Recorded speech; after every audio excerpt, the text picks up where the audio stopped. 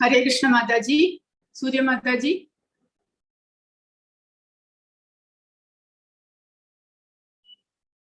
सूर्य माता जी. ഹരേ കൃഷ്ണ മാതാജി ലൈവ് കാണുന്നുണ്ട്. ഞാൻ കോപ്പി ചെയ്തിട്ടുണ്ട്, ഗ്രൂപ്പിലിടാം. ഓക്കെ, ഹരേ കൃഷ്ണ.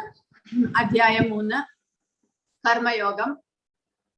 അപ്പോൾ കഴിഞ്ഞ അധ്യായത്തിൽ, രണ്ടാമത്തെ അധ്യായത്തിൽ ഭഗവാൻ സാഖ്യയോഗം, അതായത് ജ്ഞാനയോഗം, ശരീരത്തെയും ജീവാത്മാവിനെയും കുറിച്ചിട്ടുള്ള പഠനം, അതിനെക്കുറിച്ചും, പിന്നീട് കർമ്മയോഗം, സ്വധർമ്മം അല്ലെങ്കിൽ അവനവന് ലഭിച്ചിട്ടുള്ള കർമ്മങ്ങൾ കർത്തവ്യമായിട്ട് എങ്ങനെ ചെയ്യണം, അത് ചെയ്യേണ്ടതിന്റെ, സ്വധർമ്മം ചെയ്യേണ്ടതിന്റെ, അനുഷ്ഠിക്കേണ്ടതിന്റെ പ്രാധാന്യം, അതിനെക്കുറിച്ച്, കൂടാതെ ഭക്തിയോഗം, നമുക്ക് ഓരോരുത്തർക്കും ലഭിച്ചിട്ടുള്ള സ്വധർമ്മങ്ങൾ ഭഗവദർപ്പിതമായിട്ട് ഭക്തിയോഗമായിട്ട് എങ്ങനെ ചെയ്യാം, ഇങ്ങനെ 3 യോഗത്തെയും കുറിച്ച്, ജ്ഞാനയോഗത്തെക്കുറിച്ച്, കർമ്മയോഗത്തെക്കുറിച്ച്, ഭക്തിയോഗത്തെക്കുറിച്ച് ഭഗവാൻ രണ്ടാമത്തെ അധ്യായത്തിൽ ഒരുമിച്ച് വിവരിച്ചു.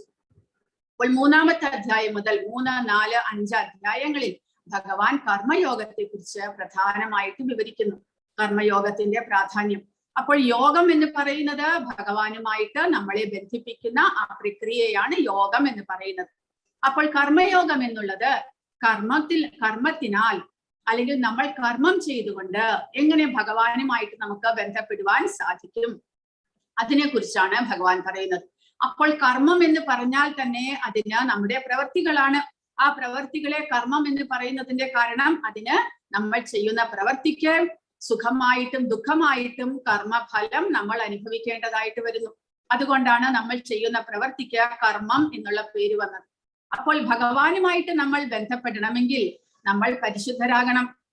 നമ്മുടെ കർമ്മഫലമെല്ലാം നീങ്ങി നമ്മളുടെ ജീവാത്മാവ് ശുദ്ധമായ പരിശുദ്ധമായ അവബോധത്തിൽ നിൽക്കുകയാണെങ്കിൽ മാത്രമേ ആ ജീവാത്മാവിന് തന്റെ സ്വന്തം മൂലസ്വരൂപത്തെ അറിയുവാനും ഭഗവാനുമായിട്ട് ബന്ധപ്പെടാനും സാധിക്കുകയുള്ളൂ. അപ്പോൾ ഈ കർമ്മയോഗത്തിലൂടെ, കർമ്മയോഗം എന്നുള്ള ആ ഒരു പ്രക്രിയയിലൂടെ നമ്മൾ ആ കർമ്മഫലത്തെ ഇല്ലാതാക്കിയിട്ട് എങ്ങനെ ജീവാത്മാവിനെ പരിശുദ്ധനാക്കി, അവബോധം പരിശുദ്ധമാക്കി ജീവാത്മാവിന് തന്റെ സ്വന്തം മൂലസ്വരൂപത്തെ കുറിച്ച് മനസ്സിലാക്കുവാനും ആത്മജ്ഞാനം ലഭിച്ച് എങ്ങനെ ഭഗവാനുമായിട്ട് ബന്ധപ്പെടാനും സാധിക്കും എന്നുള്ള പ്രക്രിയയെ കുറിച്ചാണ് ഭഗവാൻ വിവരിക്കുന്നത്. അപ്പോൾ ഈ കർമ്മം എന്നുള്ളത് 3 വിധത്തിൽ നമുക്ക് അനുഷ്ഠിക്കാം. നമ്മൾ ചെയ്യുന്ന പ്രവൃത്തികൾ 3 വിധത്തിൽ നമുക്ക് ചെയ്യുവാൻ സാധിക്കും. എങ്ങനെയൊക്കെയാണ്? ഒന്നാമത്തേത് കാമ്യകർമ്മങ്ങൾ. കാമ്യകർമ്മങ്ങൾ എന്ന് പറഞ്ഞാൽ ഫലം ഇച്ഛിച്ചുകൊണ്ട്, നമ്മൾ ചെയ്യുന്ന പ്രവൃത്തിക്ക് എന്തെങ്കിലും പ്രതിഫലം വിചാരിച്ചുകൊണ്ട്, നമ്മൾ എന്തെങ്കിലും പ്രവൃത്തി ചെയ്യുമ്പോൾ അതിൽ നിന്ന് എന്തെങ്കിലും പ്രതിഫലം നമുക്ക് ലഭിക്കണം എന്നുള്ള ചിന്തയോടുകൂടി നമ്മൾ ചെയ്യുക. അതായത് യജ്ഞങ്ങളെല്ലാം അനുഷ്ഠിക്കും. ഒന്നുകിൽ സ്വർഗലോകത്തിലേക്ക് പോയി അവിടെ ഉന്നതമായ സുഖഭോഗങ്ങൾ അനുഭവിക്കാനായിട്ട് യജ്ഞങ്ങൾ ചെയ്യാം, അല്ലെങ്കിൽ ദാനങ്ങൾ കൊടുക്കും. നമ്മൾ വളരെ ഐശ്വര്യമായ ഒരു ജീവിതം ലഭിക്കാനായിട്ട് ദാനങ്ങൾ ചെയ്യും, അല്ലെങ്കിൽ എന്തെങ്കിലും വ്രതങ്ങളെല്ലാം അനുഷ്ഠിക്കും. അതെല്ലാം നമ്മൾ എന്തെങ്കിലും കാര്യസാധ്യത്തിന് വേണ്ടിയിട്ടാണ്. അങ്ങനെ കാര്യസാധ്യത്തിന് വേണ്ടിയിട്ട് നമ്മൾ ചെയ്യുന്ന കർമ്മങ്ങളെ കാമ്യകർമ്മങ്ങൾ എന്ന് പറയുന്നു. പക്ഷെ അങ്ങനെയുള്ള കർമ്മങ്ങൾ ചെയ്യുമ്പോൾ ആ കർമ്മത്തിന്റെ ഫലം നമ്മൾ അനുഭവിക്കേണ്ടതായിട്ട് വരുന്നു. കൂടാതെ രണ്ടാമത്തെ തരത്തിലുള്ള കർമ്മമാണ് നിഷ്കാമകർമ്മം. നിഷ്കാമകർമ്മം എന്ന് പറയുമ്പോൾ നമ്മൾ കർമ്മം ചെയ്യുന്നു, പക്ഷേ ആ കർമ്മത്തിന്റെ ഫലത്തെ ആഗ്രഹിക്കുന്നില്ല. അതായത് നമ്മുടെ കർത്തവ്യം എന്ന നിലയിൽ നമ്മൾ ചെയ്യേണ്ടതാണ്, നമ്മുടെ ഡ്യൂട്ടിയാണ്, നമ്മൾ ആ കർമ്മം ചെയ്യേണ്ടത് അത്യാവശ്യമാണ് എന്നുള്ള ആ ഒരു ചിന്തയിൽ നമ്മൾ കർമ്മം ചെയ്യുന്നു. അതിന്റെ പ്രതിഫലം എന്തായാലും, നല്ലതായാലും ചീത്തയായാലും, നമുക്ക് ഗുണമായിട്ട് വന്നാലും ദോഷമായിട്ട് വന്നാലും, ഇതെന്റെ കർത്തവ്യം എന്ന നിലയിൽ നമ്മൾ കർമ്മം ചെയ്യുക. അങ്ങനെയുള്ള കർമ്മം ചെയ്യുന്നത് വഴി നമ്മുടെ കർമ്മഫലത്തെ ഇല്ലാതാക്കുവാൻ സാധിക്കും എന്ന് ഭഗവാൻ പറയുന്നു. കാരണം കർമ്മഫലത്തെ നമ്മൾ ഇച്ഛിക്കാതിരിക്കുന്നതോട് കൂടി ആ കർമ്മഫലം നമ്മളെ ബാധിക്കുന്നില്ല. അതാണ് അവിടുത്തെ രഹസ്യം. കർമ്മഫലം നമുക്ക് വേണ്ട, നമ്മൾ അതിനെക്കുറിച്ച് ആഗ്രഹിക്കുന്നേ ഇല്ല എന്ന് വരുമ്പോൾ ആ കർമ്മഫലം പിന്നീട് നമ്മളെ ബാധിക്കുന്നില്ല. നമ്മുടെ കർത്തവ്യം എന്ന നിലയിൽ നമ്മൾ കർമ്മം ചെയ്യുകയാണ്. അതിനെക്കുറിച്ചാണ് പ്രധാനമായിട്ടും ഭഗവാൻ 3-ാമത്തെ അധ്യായത്തിൽ പറയുന്നത്. നിഷ്കാമനായിട്ട് കർമ്മം ചെയ്തുകൊണ്ട് നമ്മുടെ കർമ്മഫലത്തെ എല്ലാം ഇല്ലാതാക്കിക്കൊണ്ട് ആത്മാവിനെ എങ്ങനെ പരിശുദ്ധീകരിച്ച് ആത്മജ്ഞാനത്തിലേക്ക് ഉയരുവാൻ സാധിക്കും, ആ ഒരു പ്രക്രിയയാണ് ഈ 3-ാമത്തെ അധ്യായത്തിൽ ഭഗവാൻ പറയുന്നത്. ഇനി മൂന്നാമതൊരു വിധത്തിൽ നമ്മൾ കർമ്മം ചെയ്യുക എന്നുള്ളത് ഏറ്റവും ശ്രേഷ്ഠമായത്, അതായത് ഭക്തിയുക്ത സേവനം, അതായത് ഭഗവത് അർപ്പിതമായിട്ട് നമ്മൾ കർമ്മം ചെയ്യുക. എല്ലാം ഭഗവാന്റെ ഇച്ഛയ്ക്കനുസരിച്ച് ഭഗവാന്റെ പ്രീതിക്ക് വേണ്ടിയിട്ട് നമ്മൾ കർമ്മങ്ങൾ ചെയ്യുക. അങ്ങനെ കർമ്മങ്ങൾ ചെയ്യുമ്പോൾ നമ്മുടേതായിട്ടുള്ള ഒരു ആഗ്രഹവുമില്ല. ഭഗവാൻ എന്താണ് ഇഷ്ടം, അല്ലെങ്കിൽ ഭഗവാന്റെ ആഗ്രഹത്തിനനുസരിച്ച്, അല്ലെങ്കിൽ നമ്മുടെ കർമ്മങ്ങൾ നമ്മൾ ചെയ്യുന്നുണ്ടെങ്കിലും അത് ഭഗവത് പ്രീതിക്ക് വേണ്ടിയിട്ട് മാത്രമായിട്ട് നമ്മൾ ചെയ്യുമ്പോൾ ആ കർമ്മഫലങ്ങൾ തീർച്ചയായിട്ടും നമ്മളെ ബാധിക്കുന്നുമില്ല. അതുകൂടാതെ നമുക്ക് നമ്മുടെ ജീവാത്മാവിന് ആ ഭക്തിയുത സേവനം ചെയ്ത് ഭഗവാന്റെ പരമപദം പോകുവാനും സാധിക്കുന്നു. അപ്പോൾ അത് 5-ാമത്തെ അധ്യായത്തിൽ ഭഗവാൻ വിശദമായിട്ട് പറയുന്നുണ്ട്. അപ്പോൾ ഈ അധ്യായത്തിൽ പ്രധാനമായിട്ടും നിഷ്കാമനായിട്ട് കർമ്മം ചെയ്തുകൊണ്ട് എങ്ങനെ ആത്മജ്ഞാനത്തിലേക്ക്, ആത്മജ്ഞാനം എന്ന് പറഞ്ഞാൽ ജീവാത്മാവ് കർമ്മഫലമെല്ലാം നീങ്ങി ദേഹബോധത്തിൽ നിന്ന് ഉയർന്ന് സ്വയം പരിശുദ്ധനാകുന്ന ആ അവസ്ഥയാണ് ആത്മജ്ഞാനം. അതായത് ജീവാത്മാവിന് തന്റെ സ്വരൂപത്തെ ഓർമ്മ വരുന്നു, തന്റെ സ്വരൂപത്തെ കുറിച്ച് മനസ്സിലായി താൻ ഭഗവാന്റെ അംശമാണ് എന്നുള്ള ആ പരിശുദ്ധമായ അവസ്ഥയെ കുറിച്ച് ജീവാത്മാവിന് അവബോധം വരുന്നു, സ്വയം പരിശുദ്ധനാകുന്നു. അങ്ങനെ ജീവാത്മാവ് ദേഹബോധത്തിൽ നിന്ന് ഉയർന്ന് സ്വതന്ത്രനായി ആ ഭഗവാന്റെ അംശമാണ് എന്നുള്ള അവബോധത്തിലേക്ക് ഉയരുന്ന അവസ്ഥ, അതാണ് ആത്മജ്ഞാനം. ആ ആത്മജ്ഞാനത്തിൽ എത്തിക്കഴിഞ്ഞാൽ, കഴിഞ്ഞ അധ്യായത്തിൽ ഭഗവാൻ പറഞ്ഞു, എല്ലാവരെയും ഒരേപോലെ സമഭാവനയോടുകൂടി കാണുവാനായിട്ട് അങ്ങനെയുള്ള ഒരു വ്യക്തിക്ക് സാധിക്കുന്നു. എല്ലാ ജീവജാലങ്ങളുടെ ഉള്ളിലും ഭഗവാനുണ്ട് എന്നുള്ള അറിവ് ആ വ്യക്തിക്ക് ഉണ്ടാകുന്നു. അതിനാണ് ആത്മജ്ഞാനം എന്ന് പറയുന്നത്. അപ്പോൾ നമുക്ക് ഈ 3-ാമത്തെ അധ്യായം നമുക്ക് ആരംഭിക്കാം. കർമ്മയോഗം. അർജുന ഉവാച ജായസി ചേത് കർമ്മണസ്തേ മദാ ബുദ്ധിർജനാർദന തത്കിം കർമ്മണി ഘോരേ മാം നിയോജയസി കേശവ വ്യാമിശ്രേണേവ വാക്യേന ബുദ്ധിം മോഹയസീവ മേ തദേകം വദ നിശ്ചിത്യ യേന ശ്രേയോഹമാപ്നുയാം. അപ്പോൾ അർജുനൻ പറയുകയാണ്, ഹേ ജനാർദ്ദന, അല്ലയോ കേശവ, ഫലകാംക്ഷയോടെ ചെയ്യുന്ന കർമ്മത്തെക്കാൾ ശ്രേഷ്ഠമാണ് ബുദ്ധി എന്ന് കരുതുന്നുവെങ്കിൽ അങ്ങ് എന്തിനാണ് എന്നെ ക്രൂരമായ ഈ യുദ്ധത്തിന് പ്രേരിപ്പിക്കുന്നത്? ദ്വയാർത്ഥങ്ങളുള്ള ഉപദേശങ്ങളാൽ അങ്ങ് എന്റെ ബുദ്ധിയെ അമ്പരപ്പിക്കുന്നു. എനിക്ക് ഏറ്റവും ശ്രേയസ്കരമായത് എന്ത് എന്ന് തീർത്ത് പറഞ്ഞു തരൂ. അപ്പോൾ കഴിഞ്ഞ അധ്യായത്തിൽ ഭഗവാൻ ജ്ഞാനയോഗം, കർമ്മയോഗം, ഭക്തിയോഗം, ഈ 3 യോഗങ്ങളെ കുറിച്ചും ഭഗവാൻ ഒരുമിച്ച് പറയുകയാണ് ഉണ്ടായത്. അപ്പോൾ അർജുനന് ആദ്യം ഭഗവാൻ പറഞ്ഞു, നിന്റെ ധർമ്മമാണ് കർമ്മം ചെയ്യുക, യുദ്ധം ചെയ്യുക എന്നുള്ളത്. അപ്പോൾ ആ യുദ്ധം ചെയ്യേണ്ടത് ക്ഷത്രിയന്മാർ യുദ്ധം ചെയ്യുന്നത് വഴി യുദ്ധക്കളത്തിൽ മരിച്ചു വീഴുകയാണെങ്കിൽ സ്വർഗം ലഭിക്കുന്നു, അല്ല ജയിക്കുകയാണെങ്കിൽ ഭൂമിയെ ഭരിക്കുവാൻ സാധിക്കും. അതുകൊണ്ട് നീ യുദ്ധം ചെയ്യണം എന്ന് ഭഗവാൻ ഉപദേശിക്കുകയുണ്ടായി. പിന്നീട് പറഞ്ഞു, ഭക്തിയുത സേവനം വഴി അല്ലെങ്കിൽ ബുദ്ധിയോഗം വഴി നിന്റെ കർമ്മങ്ങളെല്ലാം ഭഗവാൻ അർപ്പിക്കണമെന്നും പറഞ്ഞു. അപ്പോൾ അർജുനന് സംശയമായി, ഏതാണ് ശ്രേഷ്ഠം? തനിക്ക് എല്ലാം കൂടെ ഒരുമിച്ച് പറഞ്ഞു കഴിഞ്ഞാൽ എനിക്ക് മനസ്സിലാകുന്നില്ല എന്നാണ് അർജുനൻ പറയുന്നത്. അതുകൊണ്ട് എനിക്ക് ശ്രേയസ്കരമായത്, ഞാനിപ്പോൾ അനുഷ്ഠിക്കേണ്ടുന്ന കർത്തവ്യം എന്താണ്, അത് എനിക്ക് പറഞ്ഞു തരണം എന്ന് അർജുനൻ ഭഗവാനോട് അപേക്ഷിക്കുകയാണ്. ശ്രീ ഭഗവാൻ ഉവാച ലോകേസ്മിൻ ദ്വിവിധാനിഷ്ഠ പുരാ പ്രോക്താ മയാ നഖ ജ്ഞാനയോഗേന സാഖ്യാനാം കർമ്മയോഗേന യോഗിനാം. ശ്രീ ഭഗവാൻ പറഞ്ഞു, തത്വജ്ഞാനപരവും അനുഭവമാത്രവുമായ ഊഹാപോഹങ്ങൾ നടത്തുന്നവരും ഭക്തിപൂർവം സേവനം അനുഷ്ഠിക്കുന്നവരും എന്നിങ്ങനെ 2 കൂട്ടരാണ് ആത്മസാക്ഷാത്കാരം നേടാൻ ശ്രമിക്കുക എന്ന് ഞാൻ മുൻപ് പറഞ്ഞുവല്ലോ. അപ്പോൾ ഭഗവാൻ പറയുന്നത്, ഈ ഭൗതിക പ്രപഞ്ചത്തിൽ 2 വിധത്തിലുള്ള ആൾക്കാർ ആത്മജ്ഞാനത്തിന് വേണ്ടി ശ്രമിക്കുന്നു. അതായത് ജീവാത്മാവിനെ പരിശുദ്ധമാക്കുവാൻ, ഇവിടെ നിന്ന് മുക്തി ലഭിക്കുവാനായിട്ട് പരിശ്രമിക്കുന്നു. ഏത് 2 കൂട്ടർ? ഒന്ന് സാഖ്യയോഗം. ആ സാഖ്യയോഗികൾ ജ്ഞാനികളാണ്. അവർ ആ ആത്മജ്ഞാനം അല്ലെങ്കിൽ ആത്മാവിനെയും ശരീരത്തെയും കുറിച്ച് പഠിച്ച് മനസ്സിലാക്കിക്കൊണ്ട് ആത്മാവിനെ ശരീരത്തിന്റെ ബന്ധനത്തിൽ നിന്ന് മോചിപ്പിക്കുവാൻ ശ്രമിക്കുന്നവരാണ് സാഖ്യയോഗികൾ. 2-ാമത്തെ കൂട്ടരാണ് ഭക്തിയോഗികൾ. അവർ തീർത്തും ആ ഭഗവാന്റെ ഭക്തിയുത സേവനങ്ങൾ ചെയ്തുകൊണ്ട് ജീവാത്മാവിനെ ഭഗവത് പരമപദത്തിലേക്ക് ഉയർത്തുവാനായിട്ട് ആഗ്രഹിക്കുന്നു. അപ്പോൾ അങ്ങനെയുള്ള 2 കൂട്ടരാണ് ഈ ഭൗതിക ലോകത്തിൽ ആത്മജ്ഞാനം, അതായത് ആത്മാവിന്റെ മോചനത്തിനായിക്കൊണ്ട് പരിശ്രമിക്കുന്നത് എന്ന് ഭഗവാൻ പറയുന്നു.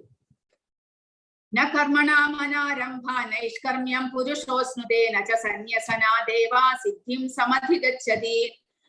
കർമ്മം ചെയ്യാതിരുന്നത് കൊണ്ട് മാത്രം ആരും കർമ്മഫലങ്ങളിൽ നിന്ന് മുക്തരാകുന്നില്ല. സന്യാസം കൊണ്ട് മാത്രം ഒരാൾ പൂർണ്ണത നേടുകയുമില്ല. ഇതാണ് നമ്മൾ പ്രധാനമായിട്ട് മനസ്സിലാക്കേണ്ടത്. അതായത് കർമ്മഫലങ്ങൾ നമ്മളെ ബന്ധിപ്പിക്കുന്നു, അല്ലെങ്കിൽ കർമ്മഫലങ്ങളാണ് നമുക്ക് സുഖവും ദുഃഖവും പ്രദാനം ചെയ്യുന്നത് എന്നുള്ള ചിന്തയിൽ നമ്മൾ കർമ്മം ചെയ്യാതിരിക്കുകയാണെങ്കിലോ അതുകൊണ്ട് നമുക്ക് കർമ്മഫലത്തിൽ നിന്നുള്ള മോചനം സാധ്യമാകുന്നില്ല. അതെന്താണ് കാരണമെന്ന് അടുത്ത ശ്ലോകത്തിൽ ഭഗവാൻ പറയുന്നുണ്ട്. അപ്പോൾ കർമ്മം ചെയ്യാതിരുന്നാൽ കർമ്മഫലത്തിൽ നിന്നുള്ള മോചനം സാധ്യമാകില്ല. കാരണം കർമ്മഫലം ഇല്ലാതാക്കുവാനായിട്ട് നിഷ്കാമനായിട്ട് കർമ്മം ചെയ്യേണ്ടത് ആവശ്യമാണ്. കർമ്മം ചെയ്യണം. എങ്ങനെ? കർമ്മത്തിന്റെ ഫലത്തെ ഇച്ഛിക്കാതെ കൊണ്ട്. അങ്ങനെയുള്ള കർമ്മത്തിൽ നിന്ന് മാത്രമേ കർമ്മഫലത്തെ ഇല്ലാതാക്കുവാൻ സാധ്യമാകുകയുള്ളൂ. പിന്നീട് സന്യാസം കൊണ്ട്, സന്യാസി എന്ന് പറഞ്ഞാൽ അദ്ദേഹം ലൗകികമായ ആഗ്രഹങ്ങളെല്ലാം ഉപേക്ഷിച്ചുകൊണ്ട് ത്യജിച്ചുകൊണ്ട് കാഷായ വസ്ത്രം ഉടുത്തുകൊണ്ട് ആധ്യാത്മിക കാര്യങ്ങൾ ചെയ്യുവാൻ പുറപ്പെടുന്നയാളാണ് സന്യാസി. അദ്ദേഹത്തിന് ഭൗതികമായ ഒന്നിലും ആഗ്രഹമില്ല. പക്ഷെ സന്യാസം യഥാർത്ഥത്തിലുള്ള രീതിയിൽ അനുഷ്ഠിച്ചില്ല എന്നുണ്ടെങ്കിൽ, അതായത് ലൗകികമായ ആഗ്രഹങ്ങളെല്ലാം വെടിഞ്ഞു, കർമ്മങ്ങളെല്ലാം വെടിഞ്ഞു, ലൗകികമായിട്ട് ഒരു കർമ്മവും ചെയ്യുന്നില്ല, തന്റെ കർമ്മേന്ദ്രിയങ്ങൾ കൊണ്ട് ഭൗതികമായ ഒരു പ്രവൃത്തിയും ചെയ്യുന്നില്ലെങ്കിലും തന്റെ ഇന്ദ്രിയങ്ങളും മനസ്സും നിയന്ത്രണത്തിലല്ല എന്നുണ്ടെങ്കിൽ ആ സന്യാസിക്ക് ഒരിക്കലും നിഷ്ക്രിയനായിട്ടിരിക്കുവാൻ സാധ്യമല്ല. ആ സന്യാസിയുടെ ഇന്ദ്രിയങ്ങൾ ഇന്ദ്രിയ സുഖഭോഗത്തിന് വേണ്ടി, ശരീര സുഖത്തിന് വേണ്ടിയിട്ട് ആഗ്രഹിക്കും. അപ്പോൾ അങ്ങനെ സന്യാസം സ്വീകരിച്ചു എന്നുള്ളത് കൊണ്ട് ഒരാൾക്ക് പൂർണ്ണനാകുവാനും സാധ്യമല്ല. കർമ്മം ചെയ്യാതിരുന്നാൽ ഒരാൾക്ക് കർമ്മഫലത്തിൽ നിന്ന് മുക്തിയും ലഭ്യമല്ല എന്ന് ഭഗവാൻ പറയുന്നു. പിന്നെ നമ്മൾ എന്താണ് ചെയ്യേണ്ടത്? അത് ഭഗവാൻ ഇതിലെ ശ്ലോകത്തിലൂടെ പറഞ്ഞു തരുന്നുണ്ട്. നഹി കശ്ചിക്ഷണമപി ജാതു തിഷ്ഠ്യത്യ കർമ്മകൃത കാര്യത്തെ ഹവശഃ കർമ്മ സർവപ്രകൃതിചൈർഗുണൈഹി. അപ്പോൾ ഭഗവാൻ 4-ാമത്തെ ശ്ലോകത്തിൽ പറഞ്ഞ കർമ്മം ചെയ്യാതിരുന്നത് കൊണ്ട് മാത്രം കർമ്മഫലത്തിൽ നിന്ന് മുക്തനാകുന്നില്ല എന്ന് പറഞ്ഞു. അപ്പോൾ 5-ാമത്തെ ശ്ലോകത്തിൽ പറയുന്നത് കർമ്മം ചെയ്യാതിരിക്കാൻ ആർക്കും സാധ്യമല്ല എന്ന്. ഭൗതിക പ്രകൃതിയുടെ ത്രിഗുണങ്ങളിൽ നിന്ന് ഉളവാകുന്ന വാസനകൾക്കനുസരിച്ച് ഓരോ മനുഷ്യനും കർമ്മം ചെയ്യാൻ നിർബന്ധിതനാണ്. ആർക്കും ഒരൊറ്റ നിമിഷം പോലും കർമ്മത്തിൽ നിന്ന് ഒഴിഞ്ഞു നിൽക്കാൻ ആകില്ല. അപ്പോൾ നമുക്ക് കർമ്മം ചെയ്യാതിരിക്കാൻ സാധ്യമേ അല്ല എന്ന് വരുമ്പോൾ നമ്മൾ എങ്ങനെയാണ് കർമ്മം ചെയ്യാതിരിക്കുന്നത്? അപ്പോൾ കർമ്മം ചെയ്തിട്ടേ ആകണം. അപ്പോൾ എങ്ങനെയാണ് നമ്മൾ കർമ്മം ചെയ്യുന്നത്? നമ്മൾ ശ്രേഷ്ഠമായ തരത്തിൽ കർമ്മം ചെയ്ത് കർമ്മഫലത്തെ ഇല്ലാതാക്കുന്നത് എങ്ങനെയാണ്? അതാണ് ഭഗവാൻ പറഞ്ഞു തരുന്നത്. കർമ്മേന്ദ്രിയാണി സംയമ്യായ ആസ്തേ മനസാ സ്മരൻ ഇന്ദ്രിയാർത്ഥാൻ വിമോഢാത്മാ മിഥ്യാചാരഃ സ ഉച്യതേ. അപ്പോൾ കർമ്മം ചെയ്യാതിരിക്കാൻ നമുക്ക് സാധ്യമല്ല. ഇനി 2-ാമത്തെ ആൾ സന്യാസി. ആ സന്യാസി ഭഗവാൻ പറഞ്ഞു സന്യാസം കൊണ്ട് മാത്രം ഒരാൾ പൂർണ്ണത നേടുകയില്ല. കാരണം എന്താണ്? ഇവിടെ സന്യാസിയെ കുറിച്ച് ഭഗവാൻ പറയുന്നു, കർമ്മേന്ദ്രിയങ്ങളെ നിയന്ത്രിച്ചാലും വിഷയങ്ങളിൽ മനസ്സിനെ വ്യാപരിപ്പിച്ചു കൊണ്ടിരിക്കുന്നവൻ സ്വയം ഭ്രമിപ്പിക്കുകയാണ്.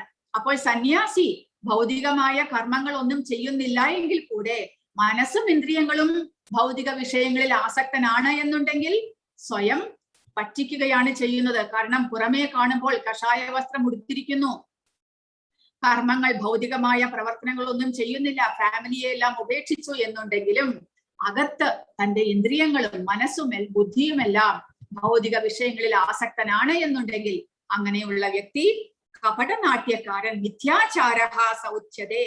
അങ്ങനെയുള്ള ആളെ മിഥ്യാചാരൻ എന്ന് വിളിക്കുന്നു എന്നാണ് ഭഗവാൻ പറയുന്നത്. യസ്തിന്ദ്രിയാണി മനസാ നിയമ്യ ആരഭതേ അർജുന കർമ്മേന്ദ്രിയൈഹി കർമ്മയോഗം അസക്തഃ സ വിശിഷ്യതേ. മറ്റൊരു തരത്തിൽ പറഞ്ഞാൽ ആത്മാർത്ഥതയുള്ള ഒരാൾ പ്രവർത്തന നിരതമായ ഇന്ദ്രിയങ്ങളെ മനസ്സിനാൽ നിയന്ത്രിക്കാൻ ശ്രമിച്ചുകൊണ്ട് ആസക്തി കൂടാതെ കൃഷ്ണാവബോധപരമായ കർമ്മങ്ങളിൽ ഏർപ്പെടുകയാണെങ്കിൽ അയാളാണ് അത്യുത്തമൻ. അപ്പോൾ എങ്ങനെയാണ് നമ്മൾ കർമ്മം ചെയ്യേണ്ടത് എന്ന് ഭഗവാൻ ഇവിടെ പറയുന്നു. കർമ്മം ചെയ്യാതിരിക്കുകയോ അല്ലെങ്കിൽ സന്യാസം സ്വീകരിച്ചുകൊണ്ട് പുറമേക്ക് കർമ്മം ചെയ്യാതിരിക്കുകയും തന്റെ ഇന്ദ്രിയങ്ങളും മനസ്സും ഉപയോഗിച്ച് ഭൗതിക വിഷയങ്ങളിൽ ആസക്തനായിരിക്കുകയും അത് രണ്ടും തെറ്റാണ്. പിന്നെ എങ്ങനെയാണ് കർമ്മം ചെയ്യേണ്ടത്? ഭഗവാൻ പറയുന്നു, ഒരു ഗൃഹസ്ഥനാണെങ്കിൽ കൂടെ ലൗകികമായ കാര്യങ്ങളിൽ ഇടപെടുന്നുണ്ടെങ്കിലും തന്റെ കുടുംബത്തോടൊപ്പം വസിക്കുന്നുണ്ടെങ്കിൽ കൂടെ തന്റെ ഇന്ദ്രിയങ്ങളെയും മനസ്സിനെയും എല്ലാം നിയന്ത്രിച്ചുകൊണ്ട് തനിക്ക് വിധിക്കപ്പെട്ടിട്ടുള്ള കർമ്മങ്ങൾ കർത്തവ്യം എന്ന നിലയിൽ അതിൽ ആസക്തി ഇല്ലാതെ കൊണ്ട് അനുഷ്ഠിക്കുന്ന ഒരാളാണെങ്കിൽ അങ്ങനെയുള്ള വ്യക്തിയാണ് ഉത്തമൻ എന്ന് പറയുന്നു. അപ്പോൾ നമ്മൾ ലൗകിക ജീവിതത്തിലാണെങ്കിൽ കൂടെ നമ്മുടെ ഇന്ദ്രിയങ്ങളും മനസ്സും നിയന്ത്രിതമായ രീതിയിൽ മാത്രം ഭൗതികമായ സുഖഭോഗങ്ങൾ അനുഭവിച്ചുകൊണ്ട് നമുക്ക് ലഭിച്ചിട്ടുള്ള കർമ്മങ്ങൾ, അതായത് സ്വധർമ്മം എന്നുള്ളത് കർത്തവ്യമായി കൊണ്ട് അതിൽ ആസക്തി ഇല്ലാതെ അനുഷ്ഠിക്കണം. അങ്ങനെ ചെയ്യുകയാണെങ്കിൽ അങ്ങനെ ചെയ്യുന്നയാളാണ് അത്യുത്തമൻ എന്നാണ് ഭഗവാൻ പറയുന്നത്. നിയതം കുരു കർമ്മത്തം കർമ്മ ജ്യായോഹ്യ കർമ്മണഃ ശരീരയാത്രാപിചതേന പ്രസിദ്ധേത കർമ്മണഃ. നിനക്ക് വിധിക്കപ്പെട്ടിട്ടുള്ള കർമ്മം ചെയ്യുക. നൈഷ്കർമ്മത്തെക്കാൾ ശ്രേഷ്ഠമാണ് കർമ്മം. കർമ്മം ചെയ്യാതെ സ്വന്തം ശരീരം നിലനിർത്താൻ പോലും ആർക്കും സാധ്യമല്ല. അപ്പോൾ നമ്മൾ എല്ലാവരോടുമായിട്ട് ഭഗവാൻ പറയുകയാണ്, ഓരോരുത്തർക്കും വിധിച്ചിട്ടുള്ള, നമുക്ക് ലഭിച്ചിട്ടുള്ള കർമ്മത്തെ നമ്മൾ അനുഷ്ഠിക്കണം. കർമ്മം ചെയ്യാതിരിക്കുന്നതിനേക്കാൾ ശ്രേഷ്ഠമാണ് സ്വന്തം കർമ്മം അനുഷ്ഠിക്കുക എന്നുള്ളത്. കാരണം ഭഗവാൻ പറയുന്നു, കർമ്മം ചെയ്യാതെ നമുക്ക് സ്വന്തം ശരീരം നിലനിർത്തുവാനും സാധ്യമല്ല. അപ്പോൾ ശരീരം നിലനിർത്തുവാനാണെങ്കിൽ കൂടെ നമ്മൾ കർമ്മം ചെയ്യേണ്ടതാണ്. അപ്പോൾ എങ്ങനെയാണ് കർമ്മം ചെയ്യേണ്ടത്? അടുത്ത ശ്ലോകത്തിൽ ഭഗവാൻ പറയുന്നു, കർമ്മം ചെയ്യണം, പക്ഷെ ആ കർമ്മം ചെയ്യുകയാണെങ്കിലും കർമ്മത്തിന്റെ ഫലം അനുഭവിക്കാത്ത തരത്തിൽ ആ കർമ്മഫലത്തെ ഇല്ലാതാക്കി നമുക്ക് മുക്തരാകുവാൻ സാധിക്കുന്ന വിധത്തിൽ എങ്ങനെ കർമ്മം ചെയ്യണം? അതാണ് 9ാമത്തെ ശ്ലോകത്തിൽ ഭഗവാൻ പറയുന്നത്. യജ്ഞാർത്ഥാത് കർമ്മണോ ന്യത്ര ലോകോയം കർമ്മബന്ധനഃ തദർത്ഥം കർമ്മ കൗന്തേയ മുക്ത സംഗസമാചര. കർമ്മം വിഷ്ണുവിനായുള്ള യജ്ഞം എന്ന നിലയിൽ അനുഷ്ഠിക്കേണ്ടതാണ്. അല്ലെങ്കിൽ അത് മനുഷ്യനെ ഭൗതിക ലോകത്തോട് കൂടുതൽ ബന്ധിക്കുകയേയുള്ളൂ. കുന്തിപുത്ര, നിന്റെ നിർദ്ദിഷ്ട കർമ്മങ്ങളെ ഭഗവാന്റെ സംതൃപ്തിക്കായി നിർവഹിക്കൂ. അങ്ങനെ ചെയ്താൽ നിനക്ക് എന്നെന്നും ബന്ധമുക്തനായിരിക്കാം. അപ്പോൾ കർമ്മം നമ്മൾ ചെയ്യേണ്ടത് ഭഗവാനായിട്ടുള്ള യജ്ഞം എന്ന നിലയിൽ. യജ്ഞം എന്ന് പറഞ്ഞാൽ ഭഗവാന് പ്രീതിപ്പെടുത്താനുള്ള, ഭഗവാന്റെ പ്രീതിക്കായിട്ടുള്ള പ്രവൃത്തി എന്ന നിലയിൽ നമ്മൾ കർമ്മം ചെയ്യേണ്ടതാണ് എന്ന്.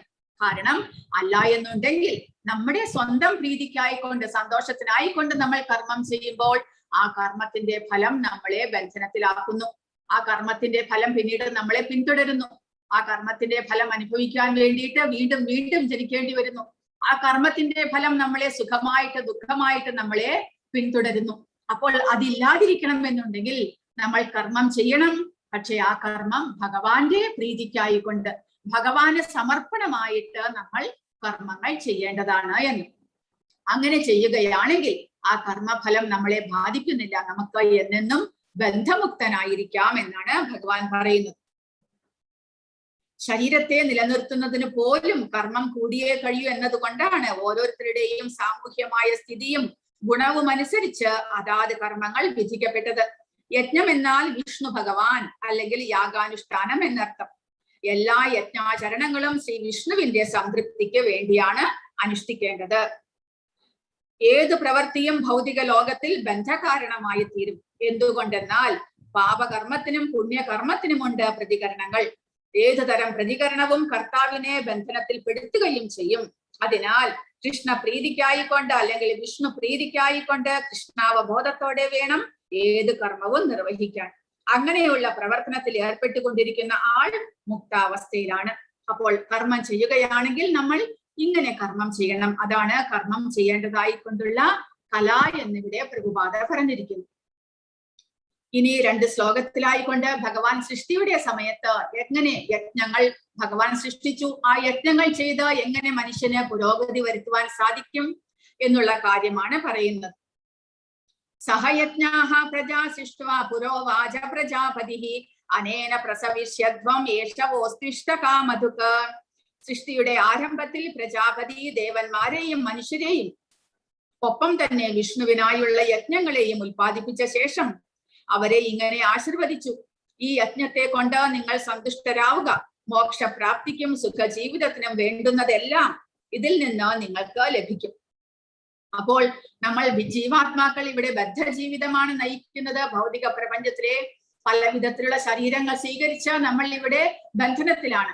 അപ്പോൾ ഇവിടെ നിന്നുള്ള മോചനത്തിനായിക്കൊണ്ട് ഭഗവാൻ യജ്ഞങ്ങളെ സൃഷ്ടിച്ചു. കാരണം ആ യജ്ഞങ്ങൾ ചെയ്ത് ദേവന്മാരെ സംതൃപ്തിപ്പെടുത്തുകയും അതിലൂടെ ഭഗവാൻ വിഷ്ണുവിനെ സംതൃപ്തിപ്പെടുത്തുകയും ചെയ്തു കഴിഞ്ഞാൽ നമുക്ക് ഇവിടെ നിന്നുള്ള മോചനം സാധ്യമാകും എന്ന് ഭഗവാൻ ഉപദേശിക്കുന്നു. അതുകൊണ്ട് യജ്ഞങ്ങളെ ഭഗവാൻ സൃഷ്ടിച്ചിരിക്കുന്നു. അപ്പോൾ ഭഗവാൻ വിഷ്ണുവാണ് പ്രജാപതി. ഇവിടെ പ്രജാപതി എന്ന് പറഞ്ഞിരിക്കുന്നത് ഭഗവാൻ വിഷ്ണുവിനെ കുറിച്ചാണ്. സർവജീവജാലങ്ങളുടെയും സകല ലോകങ്ങളുടെയും സർവ സൗന്ദര്യങ്ങളുടെയും നാഥനും സർവരക്ഷകനും അദ്ദേഹം അത്രേ. വിഷ്ണു പ്രീതിക്ക് വേണ്ടി യജ്ഞങ്ങൾ ചെയ്യേണ്ടത് എങ്ങനെയെന്ന് ബദ്ധരായ ജീവാത്മാക്കളെ പഠിപ്പിക്കാനായി ഭഗവാൻ ഭൗതിക പ്രപഞ്ചം സൃഷ്ടിച്ചു. അങ്ങനെ യജ്ഞാനുഷ്ഠാനം കൊണ്ട് അവർക്ക് ഈ ലോകത്തിലുള്ള കാലത്തോളം ഉത്കണ്ഠ കൂടാതെ സുഖമായി ജീവിക്കാനും ശരീരം നശിച്ച ശേഷം ദൈവ സാമ്രാജ്യത്തിൽ എത്തിച്ചേരാനും കഴിയും. ഇതാണ് ബദ്ധരായ ജീവാത്മാക്കൾക്ക് വേണ്ടിയുള്ള സമഗ്രമായ പദ്ധതി. പക്ഷേ ഈ യജ്ഞങ്ങൾ കൃതയുഗത്തിൽ, അതായത് സത്യയുഗത്തിലും ത്രേതായുഗത്തിലും ദ്വാപരയുഗത്തിലും എല്ലാം യജ്ഞങ്ങൾ അനുവദനീയമായിരുന്നു. കാരണം ആ സമയത്ത് ആയുസ് കൂടുതലായിരുന്നു. കൂടാതെ ആ സമയത്ത് അതിനു വേണ്ടിയിട്ടുള്ള ദ്രവ്യങ്ങളെ ലഭിക്കുമായിരുന്നു. ആ സമയത്ത് ബ്രാഹ്മണർക്ക് മന്ത്രോച്ചാരണമെല്ലാം ശരിയായിട്ട് പറയുവാനുമുള്ള കഴിവുമുണ്ടായിരുന്നു. പക്ഷെ കലിയുഗത്തിൽ ഒന്നുമില്ല. കലിയുഗത്തിൽ ആയുസ് വളരെ കുറവാണ്. ഈ യജ്ഞങ്ങൾക്ക് വേണ്ടിയുള്ള സാമഗ്രികൾ സംഹരിക്കുക എന്നുള്ളത് വളരെ കഷ്ടമാണ്. കൂടാതെ ബ്രാഹ്മണർ ശരിയായ വിധത്തിൽ വേദമന്ത്രങ്ങൾ പറയുവാനായിട്ട് കഴിവുള്ള ബ്രാഹ്മണരുമില്ല. അപ്പോൾ അതുകൊണ്ട് കലിയുഗത്തിനായിക്കൊണ്ട് ഭഗവാൻ സൃഷ്ടിച്ചിരിക്കുന്നതാണ് സങ്കീർത്തന യജ്ഞം. കലിയുഗത്തിൽ സങ്കീർത്തന യജ്ഞം അഥവാ ദൈവനാമോച്ചാരണമാണ് വേദോപദിഷ്ടമായിട്ടുള്ളത്. ഈ യുഗത്തിലെ ജനകോടികളുടെ മോചനത്തിന് വേണ്ടി ഈ ദിവ്യമായ പദ്ധതി ശ്രീകൃഷ്ണ ചൈതന്യ മഹാപ്രഭു ആവിഷ്കരിക്കുകയും ചെയ്തു. യജ്ഞാനാം ജപയജ്ഞോസ്മി എന്ന് 10ാമത്തെ അധ്യായത്തിൽ ഭഗവാൻ പറയുന്നുണ്ട്. യജ്ഞങ്ങളിൽ വെച്ച് ഞാൻ നാമജപയജ്ഞമാണ്. അപ്പോൾ ഭഗവാന്റെ നാമസങ്കീർത്തനം ചെയ്യുന്നത് വഴി എങ്ങനെയാണോ ഹൃദയുഗത്തിൽ മെഡിറ്റേഷൻ അല്ലെങ്കിൽ ധ്യാനത്തിലൂടെയും ത്രേതായുഗത്തിൽ യജ്ഞങ്ങൾ ചെയ്തും ദ്വാപരയുഗത്തിൽ ഭഗവാന്റെ വിഗ്രഹാരാധന വഴിയും നമുക്ക് ഭഗവാനെ സാക്ഷാത്കരിക്കുവാൻ സാധിച്ചിരുന്നത്, അത് ആ കാര്യങ്ങൾ, ആ ഭഗവാന്റെ സാക്ഷാത്കാരം കലിയുഗത്തിൽ ഭഗവാന്റെ നാമസങ്കീർത്തനം, നാമജപം ചെയ്തുകൊണ്ട് നമുക്ക് ഭഗവാനെ സാക്ഷാത്കരിക്കുവാനായിട്ട് സാധിക്കും. കാരണം കലിയുഗത്തിൽ അതാണ് നമുക്ക് ചെയ്യാനായിട്ട് സാധിക്കുന്നത്. മറ്റുള്ള ഒരു പ്രക്രിയയും കലിയുഗത്തിൽ നമുക്ക് ചെയ്യുവാൻ സാധ്യമല്ല. അതുകൊണ്ട് വൈദിക സാഹിത്യത്തിൽ വിവരിക്കുന്ന മറ്റ് യജ്ഞങ്ങളുടെ അനുഷ്ഠാനം കലികാലത്തിൽ എളുപ്പമല്ല. എന്നാൽ സങ്കീർത്തന യജ്ഞം ഭഗവത്ഗീതയിൽ പറഞ്ഞിരിക്കുന്നത് പോലെ ലളിതവും എന്തുകൊണ്ടും ഉദാത്തവുമാണ്. ദേവാൻ ഭാവയതാനേന തേ ദേവാ ഭാവയന്തുവഃ പരസ്പരം ഭാവയന്തഃ ശ്രേയ പരമവാപ്സ്യഥ. ദേവന്മാർ യജ്ഞം കൊണ്ട് സന്തുഷ്ടരായാൽ നിങ്ങളെ അവർ സന്തുഷ്ടരാക്കും. ഇങ്ങനെ പരസ്പര പ്രീണനം കൊണ്ട് രണ്ടു കൂട്ടർക്കും പരമശ്രേയസ് അനുഭവിക്കാം. അപ്പോൾ നമ്മൾ യജ്ഞങ്ങൾ ചെയ്ത് ദേവന്മാരെ പ്രീതിപ്പെടുത്തണം എന്നാണ് ഇവിടെ ഭഗവാൻ പറയുന്നത്. കാരണം എന്താണ്? ദേവന്മാരാണ് ഭൗതിക കാര്യങ്ങളുടെ അധികാരം ഏൽപ്പിക്കപ്പെട്ട ഭരണകർത്താക്കൾ. ഭഗവത് ശരീരത്തിന്റെ വിവിധ ഭാഗങ്ങളിൽ സ്ഥിതി ചെയ്യുന്ന കർമ്മചാരികളാണ് അവർ. വായു, വെളിച്ചം, വെള്ളം മുതലായ ജീവജാലങ്ങൾക്കൊക്കെ ശരീര നിർദ്ധാരണത്തിനുള്ളതെല്ലാം വിതരണം ചെയ്യാൻ അധികാരപ്പെട്ടവരുമാണ്. അപ്പോൾ ദേവന്മാരാണ് നമുക്ക് സമയാസമയത്ത് എല്ലായ്പ്പോഴും വായുവും വെളിച്ചവും വെള്ളവും എല്ലാം തന്ന് നമ്മളെ അനുഗ്രഹിക്കുന്നത് ദേവന്മാരാണ്. അപ്പോൾ ആ ദേവന്മാരെ പ്രീതിപ്പെടുത്തേണ്ടത് മനുഷ്യരുടെ കടമയാണ്. മനുഷ്യർ ദേവന്മാരെ യജ്ഞങ്ങൾ ചെയ്ത് പ്രീതിപ്പെടുത്തുമ്പോൾ ദേവന്മാർ നമുക്ക് ജീവിതത്തിന് വേണ്ടി ആവശ്യമുള്ളതെല്ലാം സമയാസമയത്ത് നൽകുന്നു. അങ്ങനെ ഒരു ചക്രമായിട്ട് ഈ ഒരു സംവിധാനം നിലനിൽക്കുന്നു. അത് ഭഗവാനാൽ ഇങ്ങനെ ഒരു സംവിധാനം ഉണ്ടാക്കിയിട്ടുള്ളതാണ്. ഇഷ്ടാൻ ഭോഗാൻ ഹിവോ ദേവാ ദാസ്യന്തേ യജ്ഞഭാവിതാഃ തൈർദത്താന പ്രദായേഭ്യോ യോ ഭുങ്ക്തേസ്തേന ഏവ സഹ. ജീവിതത്തിൽ വിവിധങ്ങളായ ആവശ്യങ്ങളുടെ ചുമതല വഹിക്കുന്ന ദേവന്മാർ യജ്ഞത്താൽ സന്തുഷ്ടരായി അവശ്യ വിഭവങ്ങളെല്ലാം മനുഷ്യർക്ക് നൽകുന്നു. അപ്പോൾ നമ്മൾ യജ്ഞങ്ങൾ ചെയ്ത് ദേവന്മാരെ സന്തോഷിപ്പിക്കുമ്പോൾ അവർ നമുക്ക് ആവശ്യമുള്ളതെല്ലാം പ്രകൃതിയിൽ നിന്ന് ലഭിക്കുവാനായിട്ടുള്ളതെല്ലാ സഹായവും അവർ ചെയ്യുന്നു. ഈ അനുഗ്രഹങ്ങളെ ആ ദേവന്മാർക്ക് തിരിച്ച് സമർപ്പിക്കാതെ മുഴുവനും ആസ്വദിക്കുന്നവൻ ചോരൻ തന്നെയാണ്. അപ്പൊ നമ്മൾ സ്വാർത്ഥരായിട്ട് ഈ ഭൗതിക പ്രപഞ്ചത്തിൽ നമുക്ക് ലഭിക്കുന്നതെല്ലാം ദേവന്മാരാൽ അല്ലെങ്കിൽ ഭഗവാനാൽ നമുക്ക് നൽകപ്പെട്ടതാണ്. അതുകൊണ്ട് അവർക്ക് ആദ്യം അത് സമർപ്പിച്ചിട്ട് വേണം നമ്മൾ പ്രസാദമായിട്ട് സ്വീകരിക്കേണ്ടത് എന്നുള്ള ചിന്തയില്ലാതെ സ്വയം നമുക്കായിക്കൊണ്ട് എല്ലാം നമ്മൾ ഉപയോഗിക്കുകയാണെങ്കിൽ അത് സ്വാർത്ഥതയാണ് എന്ന് പറയുന്നു. കാരണം ദേവന്മാരുടെയും ഭഗവാന്റെയും അനുഗ്രഹത്താലാണ് നമുക്ക് ഭൗതിക പ്രകൃതിയിൽ നിന്ന് നമുക്ക് ആവശ്യമുള്ളതെല്ലാം ലഭിക്കുന്നത്. അപ്പോൾ ആദ്യം നമ്മൾ അതെല്ലാം ഭഗവാന് സമർപ്പിച്ചുകൊണ്ട് ഭഗവാന്റെ പ്രസാദമായിട്ട് നമ്മൾ സ്വീകരിക്കേണ്ടതാണ് എന്ന്. മനുഷ്യർക്ക് വിഭവങ്ങൾ യുക്തം പോലെ വിതരണം ചെയ്യാൻ ഭഗവാൻ വിഷ്ണുവിനാൽ നിയോഗിക്കപ്പെട്ടവരാണ് ദേവന്മാർ. വിധിപ്രകാരമുള്ള യജ്ഞങ്ങളാൽ അവരെ തൃപ്തിപ്പെടുത്തേണ്ടതാണ്. ആത്യന്തികമായി അതെല്ലാം പരമദിവ്യോത്തമ പുരുഷനായ ശ്രീകൃഷ്ണ ഭഗവാന് വേണ്ടി സമർപ്പിക്കുന്നവ തന്നെ. അപ്പോൾ നമ്മൾ യജ്ഞം ചെയ്യുകയാണെങ്കിൽ യജ്ഞത്തിന്റെ പതി അല്ലെങ്കിൽ നിയന്താവ് ഭഗവാൻ വിഷ്ണുവാണ്, ഭോക്താവ് ഭഗവാൻ വിഷ്ണുവാണ്. അപ്പോൾ നമ്മൾ യജ്ഞങ്ങൾ ചെയ്യുകയാണെങ്കിലും അത് ചെന്ന് ചേരുന്നത് ഭഗവാൻ വിഷ്ണുവിന് തന്നെയാണ്. പക്ഷെ എങ്കിലും യജ്ഞങ്ങൾ ചെയ്യേണ്ടത് അത്യാവശ്യമാണ് എന്ന് പറയുന്നു. പക്ഷേ കലികാലത്തിൽ പറഞ്ഞിരിക്കുന്നത് പോലെ വിപുലമായിട്ടുള്ള യജ്ഞങ്ങൾ ചെയ്യാൻ നമുക്ക് സാധ്യമല്ല. അതുകൊണ്ട് ഭഗവാൻ വിഷ്ണുവിന്റെ നാമസങ്കീർത്തനം ചെയ്തുകൊണ്ട് അദ്ദേഹത്തെ പ്രസാദിപ്പിച്ചാൽ അതുവഴി ദേവന്മാരും സന്തുഷ്ടരാകുന്നതാണ്.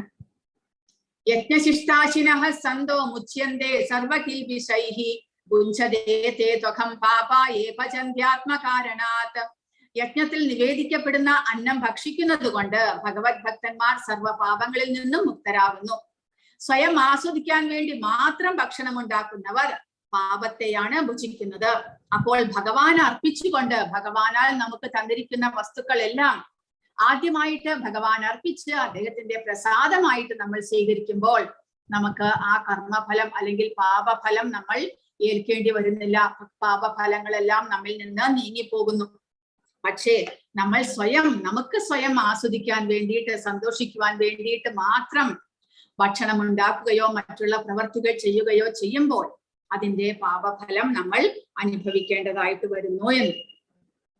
അപ്പോൾ ഇവിടെ കൊടുത്തിരിക്കുന്നത് കാണാം, ഭക്ഷണ പദാർത്ഥങ്ങളെല്ലാം ശുദ്ധമായിട്ട് പരിശുദ്ധമായിട്ട് ഉണ്ടാക്കിക്കൊണ്ട് അതിൽ തുളസിയിലയിട്ട് ഭഗവാന് മുന്നിൽ നൈവേദ്യമായിട്ട് അർപ്പിക്കുക.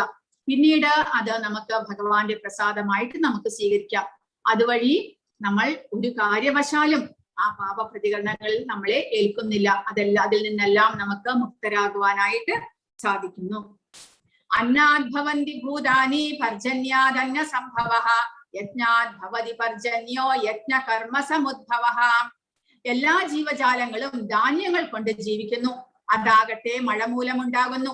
മഴ യജ്ഞത്തിൽ നിന്ന് ഉണ്ടാകുന്നു. യജ്ഞങ്ങൾ വിധിപ്രകാരമുള്ള കർമ്മങ്ങളിൽ നിന്നും ഉണ്ടാകുന്നു. അപ്പോൾ ഇത് ഒരു ചക്രമായിട്ട് നമുക്ക് കാണാനായിട്ട് സാധിക്കും. അതായത് ആദ്യമായിട്ട് ഭഗവാൻ ശ്രീകൃഷ്ണൻ ബ്രഹ്മാവിനെ ഉപദേശിക്കുന്നു വേദങ്ങൾ. ആ ബ്രഹ്മാവിനാൽ ആ വേദങ്ങൾ പിന്നീട് മനുഷ്യർക്ക് നൽകപ്പെടുന്നു. ആ വേദങ്ങളിൽ പറഞ്ഞിട്ടുള്ള യജ്ഞങ്ങൾ ചെയ്ത് ആ ദേവന്മാരെ പ്രസാദിപ്പിക്കുന്നത് വഴി ദേവന്മാർ സമയാസമയത്ത് വെയില്, മഴ മുതലായവയെല്ലാം തന്നിട്ട് നമുക്ക് അതുമൂലം ധാന്യങ്ങൾ ഉൽപ്പാദിപ്പിക്കുവാനായിട്ട് സാധിക്കുന്നു. ആ ധാന്യങ്ങൾ ഉപയോഗിച്ച് നമ്മൾ ആഹാരം പാചകം ചെയ്ത് അത് തിരിച്ച് ഭഗവാന് സമർപ്പിക്കണം. അങ്ങനെയാണ് നമ്മൾ ഈ ഒരു ചക്രം ഉണ്ടാക്കുന്നത്. അപ്പോൾ ഭഗവാനിൽ നിന്ന് വരുന്നത് തിരിച്ച് ഭഗവാൻ അർപ്പിച്ചുകൊണ്ട് ഭഗവാന്റെ പ്രസാദമായിട്ട് നമ്മൾ സ്വീകരിക്കുന്നത് വഴി നമുക്ക് ആ ഒരു പാപകർമ്മ ഫലത്തിൽ നിന്ന് മുക്തി നമുക്ക് ലഭിക്കുന്നു. എല്ലാ ജീവജാലങ്ങളും ധാന്യങ്ങൾ കൊണ്ട് ജീവിക്കുന്നു. അതാകട്ടെ മഴ മൂലമുണ്ടാകുന്നു. മഴ എന്തിൽ നിന്നുണ്ടാകുന്നു? നമ്മൾ യജ്ഞങ്ങൾ ചെയ്ത് ദേവന്മാരെ സന്തോഷിപ്പിച്ചാൽ അവർ സമയാസമയത്ത് നമുക്ക് മഴ നൽകുന്നു. ആ യജ്ഞങ്ങൾ എങ്ങനെയാണ് ഉണ്ടാകുന്നത്? വിധിപ്രകാരമുള്ള കർമ്മങ്ങളിൽ നിന്നും നമ്മൾ കർമ്മം ചെയ്യുക എന്നുള്ളതാണ്. അപ്പോൾ അതാണ് പ്രധാനമായിട്ട് അറിയേണ്ടത്. യജ്ഞം എന്ന് പറയുമ്പോൾ യാഗങ്ങൾ ചെയ്യുന്നത് മാത്രമല്ല, വിധിപ്രകാരമുള്ള നമുക്ക് ഓരോരുത്തർക്കും വിധിച്ചിട്ടുള്ള ആ സ്വധർമ്മം നമ്മൾ കർത്തവ്യമായിട്ട് നിർവഹിക്കുമ്പോൾ അത് യജ്ഞത്തിന് തുല്യമാണ്. അങ്ങനെയുള്ള കർമ്മങ്ങൾ അനുഷ്ഠിച്ച് ദേവന്മാരെ, ഭഗവാൻ കൃഷ്ണനെ നമ്മൾ പ്രീതിപ്പെടുത്തേണ്ടതാണ് എന്ന് പറയുന്നു. അങ്ങനെ ഭഗവാനെ പ്രീതിപ്പെടുത്തുന്നത് വഴി നമുക്ക് പാപകർമ്മ ഫലങ്ങളിൽ നിന്നുള്ള മോചനം സാധ്യമാകുന്നു. അപ്പോൾ സത്യയുഗത്തിൽ കൃതേയധ്യായതേ വിഷ്ണു, കൃതയുഗത്തിൽ പറഞ്ഞിരിക്കുന്നത് ഭഗവാനെ സാക്ഷാത്കരിക്കുവാനുള്ള ഒരു പ്രക്രിയ പറഞ്ഞിട്ടുള്ളത് ധ്യാനമാണ്. കാരണം കൃതയുഗത്തിൽ ലക്ഷക്കണക്കിന് സംവത്സരങ്ങൾ ആയുസ്സുണ്ടായിരുന്നു. അപ്പോൾ ആ സമയത്ത് ആ പരിശുദ്ധനായിട്ട് മനസ്സിൽ ഭഗവാനെ ധ്യാനിച്ച് സാക്ഷാത്കരിക്കുവാനുള്ള സമയമുണ്ടായിരുന്നു. അതുകൊണ്ട് കൃതേയതി ധ്യായതേ വിഷ്ണു ത്രേതായാം യജതേ മഖൈഹി. ത്രേതായുഗത്തിൽ യജ്ഞങ്ങളാണ് പറഞ്ഞിരിക്കുന്നത്. യജ്ഞങ്ങൾ ചെയ്ത് ഭഗവാനെ സന്തോഷിപ്പിക്കുക, അതുവഴി ഭഗവാന്റെ സാക്ഷാത്കാരം നമുക്ക് ലഭിക്കുന്നു. ദ്വാപരേ പരിചര്യായാം. ദ്വാപരയുഗത്തിൽ വിഗ്രഹാരാധന, ശ്രേഷ്ഠമായിട്ട് വിപുലമായിട്ടുള്ള വിഗ്രഹാരാധന വഴി ഭഗവാനെ സന്തോഷിപ്പിക്കുക എന്നുള്ളതായിരുന്നു. എന്നാൽ കലിയുഗത്തിലാണെങ്കിലോ ഹരിനാമ സങ്കീർത്തനം. കലിയുഗത്തിൽ നമുക്ക് പറഞ്ഞിട്ടുള്ളതും വളരെ എളുപ്പത്തിൽ നമുക്ക് ചെയ്യാൻ സാധിക്കുന്നതും നമുക്ക് പ്രാവർത്തികമാക്കാനായിട്ട് സാധിക്കുന്നതും വേറെ ഒന്നും നമുക്ക് ചെയ്യുവാനായിട്ട് സാധ്യമല്ല. കലിയുഗത്തിൽ നമുക്ക് വളരെ എളുപ്പത്തിൽ നമുക്ക് ചെയ്യുവാൻ സാധിക്കുന്ന പ്രക്രിയ നാമജപം മാത്രമാണ്. ആ നാമജപം മാത്രം മതി നമുക്ക് ഭഗവാനെ സന്തോഷിപ്പിക്കുവാൻ, ഭഗവാന്റെ സാക്ഷാത്കാരം, നമ്മളെ സ്വയം പരിശുദ്ധരാക്കി ആ പാപകർമ്മങ്ങളെയെല്ലാം ഇല്ലാതാക്കി ഭഗവാന്റെ സാക്ഷാത്കാരം വരുത്തുവാനായിട്ട് നാമജപം ഒന്ന് മാത്രം മതി. കാരണം കലികാലത്തിൽ നമുക്ക് ആയുസ് കുറവാണ്. നമുക്ക് അതിനുള്ള ആ യജ്ഞങ്ങളും മറ്റുള്ള കാര്യങ്ങൾ ചെയ്യുവാനുള്ള ബുദ്ധിയും അത്രത്തോളം ഇല്ല. നമുക്ക് സമയം വളരെ വളരെ കുറവാണ്. നമുക്ക് കിട്ടുന്ന സമയം ഉപയോഗിച്ച് അപ്പോൾ നമ്മൾ നാമജപം ചെയ്യുകയാണെങ്കിൽ, കൂടാതെ നാമജപം ചെയ്യുന്നതിന് അത്രയേറെ നിയമങ്ങളും അതും ഇതുമൊന്നും പറഞ്ഞിട്ടില്ല. അപ്പോൾ നാംനാം അകാരി ബഹുദ നിജ സർവശക്തി തത്രാർപ്പിത നിയമിത സ്മരണേന കാലഹ എന്നാണ് ചൈതന്യ മഹാപ്രഭു പറഞ്ഞിരിക്കുന്നത്. അതായത് നാമജപം ചെയ്യാനായിട്ട് ആ നാമത്തിൽ, ഭഗവാന്റെ തിരുനാമത്തിൽ ഭഗവാൻ തന്റെ എല്ലാ ശക്തിയും നിക്ഷേപിച്ചിരിക്കുന്നു. അതുകൂടാതെ ആ നാമജപം ചെയ്യാനായിട്ട് പ്രത്യേക സമയമോ കാലമോ അതിന് പ്രത്യേകം കർമ്മങ്ങളോ ഒന്നും ചെയ്യാനായിട്ടില്ല. നമുക്ക് എപ്പോൾ സമയം ലഭിക്കുന്നുവോ ആ സമയത്തെല്ലാം നമുക്ക് നാമജപം ചെയ്തുകൊണ്ടിരിക്കാം. ഒന്നുകിൽ ഇവിടെ കാണിച്ചിരിക്കുന്നത് പോലെ മാലയിൽ ജപിക്കാം, അല്ലെങ്കിൽ നമ്മൾ ജോലി ചെയ്തുകൊണ്ടിരിക്കുകയാണെങ്കിൽ കൂടെ അതിന്റെ ഇടയിൽ നമുക്ക് നാവ് കൊണ്ട് ഹരേ കൃഷ്ണ മഹാമന്ത്രം അല്ലെങ്കിൽ നമ്മുടെ ഇഷ്ടപ്പെട്ട ഭഗവാന്റെ നാമം, നാരായണ നാമം അല്ലെങ്കിൽ ഗോവിന്ദ നാമം എന്തായാലും. പക്ഷേ കലിയുഗത്തിൽ പറഞ്ഞിരിക്കുന്നത് ഹരേ കൃഷ്ണ മഹാമന്ത്രമാണ്. ഹരേ കൃഷ്ണ കൃഷ്ണ കൃഷ്ണ ഹരേ ഹരേ, ഹരേ രാമ രാമ രാമ ഹരേ ഹരേ നിരന്തരം നമ്മൾ ഉരുവിട്ടുകൊണ്ടിരിക്കുന്നത് വഴി നമ്മുടെ ഉള്ളിലുള്ള ആ കഴിഞ്ഞ ജന്മങ്ങളിലെല്ലാം ചെയ്ത പാപപ്രതികരണങ്ങൾ ഇല്ലാതാക്കുകയും നമ്മുടെ മനസ്സിനെയും അവബോധത്തെയും പരിശുദ്ധമാക്കുവാനും നമുക്ക് സാധിക്കുന്നു. അങ്ങനെ നമ്മുടെ ജീവാത്മാവിനെ നമുക്ക് പരിശുദ്ധി കൊള്ളുവാനായിട്ട് നമുക്ക് സാധിക്കുന്നതാണ്. അപ്പോൾ ഇവിടെ കാണിച്ചിരിക്കുന്നു, മാലയിൽ നമ്മൾ ഹരേ കൃഷ്ണ മഹാമന്ത്രം ജപിക്കുക. 10ാമത്തെ അധ്യായത്തിൽ ഭഗവാൻ പറഞ്ഞിട്ടുണ്ട് യജ്ഞാനാം ജപയജ്ഞോസ്മി എന്ന്. അതാണ് ഇവിടെ കൊടുത്തിരിക്കുന്നത് നാമജപം നമ്മൾ മാലയിൽ ജപിക്കുന്നത് ക്ലിപ്തമായിട്ടുള്ള അളവിൽ നമ്മൾ ജപിക്കണം. അത് സ്വച്ഛന്തം നമ്മൾ എവിടെയെങ്കിലും സ്വസ്ഥമായിട്ട് ഇരുന്നു കൊണ്ട് നമ്മൾ ഭഗവാനെ ഈ എണ്ണി നാമജപം ചെയ്യുക. അതുവഴി ഒരു കൃത്യമായ നാമജപം നമുക്ക് ചെയ്തതിന്റെ ഫലമുണ്ടാകും. അല്ലാത്ത സമയത്ത് നമ്മൾ ജോലി എടുക്കുമ്പോഴൊന്നും ഇങ്ങനെ മാലയിൽ ജപിക്കാൻ സാധ്യമല്ല. ആ സമയത്ത് നമ്മൾ നിരന്തരം നാവിൽ ഹരേ കൃഷ്ണ മഹാമന്ത്രം ഉരുവിട്ടുകൊണ്ടിരിക്കുക. അപ്പോൾ ഭാഗവതത്തിൽ 11ാമത്തെ അധ്യായത്തിൽ 11ാമത്തെ സ്കന്ധത്തിൽ 5ാമത്തെ അധ്യായത്തിൽ 32ാമത്തെ ശ്ലോകത്തിൽ പറഞ്ഞിരിക്കുന്നു, കൃഷ്ണവർണം ജിഷാകൃഷ്ണം സംഗോപാങ്കാസ്ത്ര പാർഷദം യജ്ഞൈ സങ്കീർത്തനൈ പ്രായൈ യജന്തിഹി സുമേധസഹ. അതായത് ഭഗവാൻ കൃഷ്ണൻ സ്വയം ചൈതന്യ മഹാപ്രഭുവായിട്ട് ഭഗവാൻ കൃഷ്ണന്റെ ഭക്തനായിട്ട് അവതരിച്ചു. ഭക്താവതാരമാണ് കലിയുഗത്തിൽ ഭഗവാന്റേത്. എന്തിനായിക്കൊണ്ട്? എങ്ങനെ ഭഗവാന്റെ ഭക്തി ചെയ്യണം എന്നുള്ളത് സാധാരണ ജനങ്ങൾക്ക് പറഞ്ഞു കൊടുക്കാനായിട്ട് ഭഗവാൻ കൃഷ്ണൻ സ്വയം ചൈതന്യ മഹാപ്രഭുവായിട്ട് അവതരിച്ചു. അദ്ദേഹം 500 വർഷങ്ങൾക്ക് മുൻപ് ബംഗാളിൽ നിമായ പണ്ഡിത് എന്നുള്ള പേരിൽ അദ്ദേഹം അവതരിച്ചു. പിന്നീട് അദ്ദേഹത്തിന് ചൈതന്യ മഹാപ്രഭു എന്നുള്ള ശ്രീകൃഷ്ണ ചൈതന്യ എന്നാണ് അദ്ദേഹത്തിന്റെ നാമം. അദ്ദേഹം സന്യാസം സ്വീകരിക്കുമ്പോൾ ലഭിച്ചത്. അദ്ദേഹം ഭഗവാൻ കൃഷ്ണന്റെ നാമസങ്കീർത്തനം എല്ലാ ദിക്കിലും പ്രചരിപ്പിച്ചു. കാരണം കലിയുഗത്തിൽ അതൊന്നുകൊണ്ട് മാത്രമേ മനുഷ്യന് മുക്തി സാധ്യമാവുകയുള്ളൂ.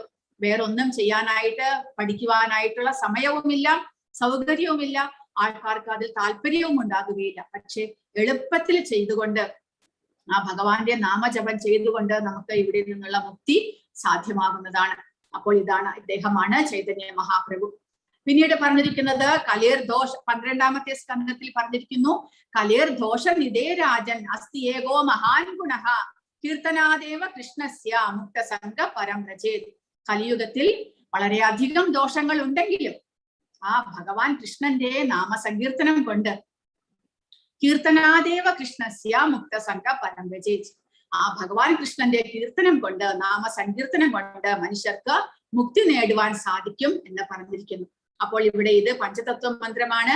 ഭഗവാൻ ശ്രീകൃഷ്ണ ചൈതന്യ പ്രഭു നിത്യാനന്ദ ശ്രീ അദ്വൈത ഗദാധര ശ്രീ വാസാദി ഗൗരഭക്തവൃന്ദ എന്നൊരു തവണ ഉരുവിട്ടുകൊണ്ട് 108 തവണ ഹരേ കൃഷ്ണ മഹാമന്ത്രം മിനിമം ജപിക്കണമെന്നാണ് നമ്മൾ പറഞ്ഞിരിക്കുന്നത്. പക്ഷേ അത് പ്രാരംഭത്തിൽ ഒരു മാലയെങ്കിലും ജപിക്കുക.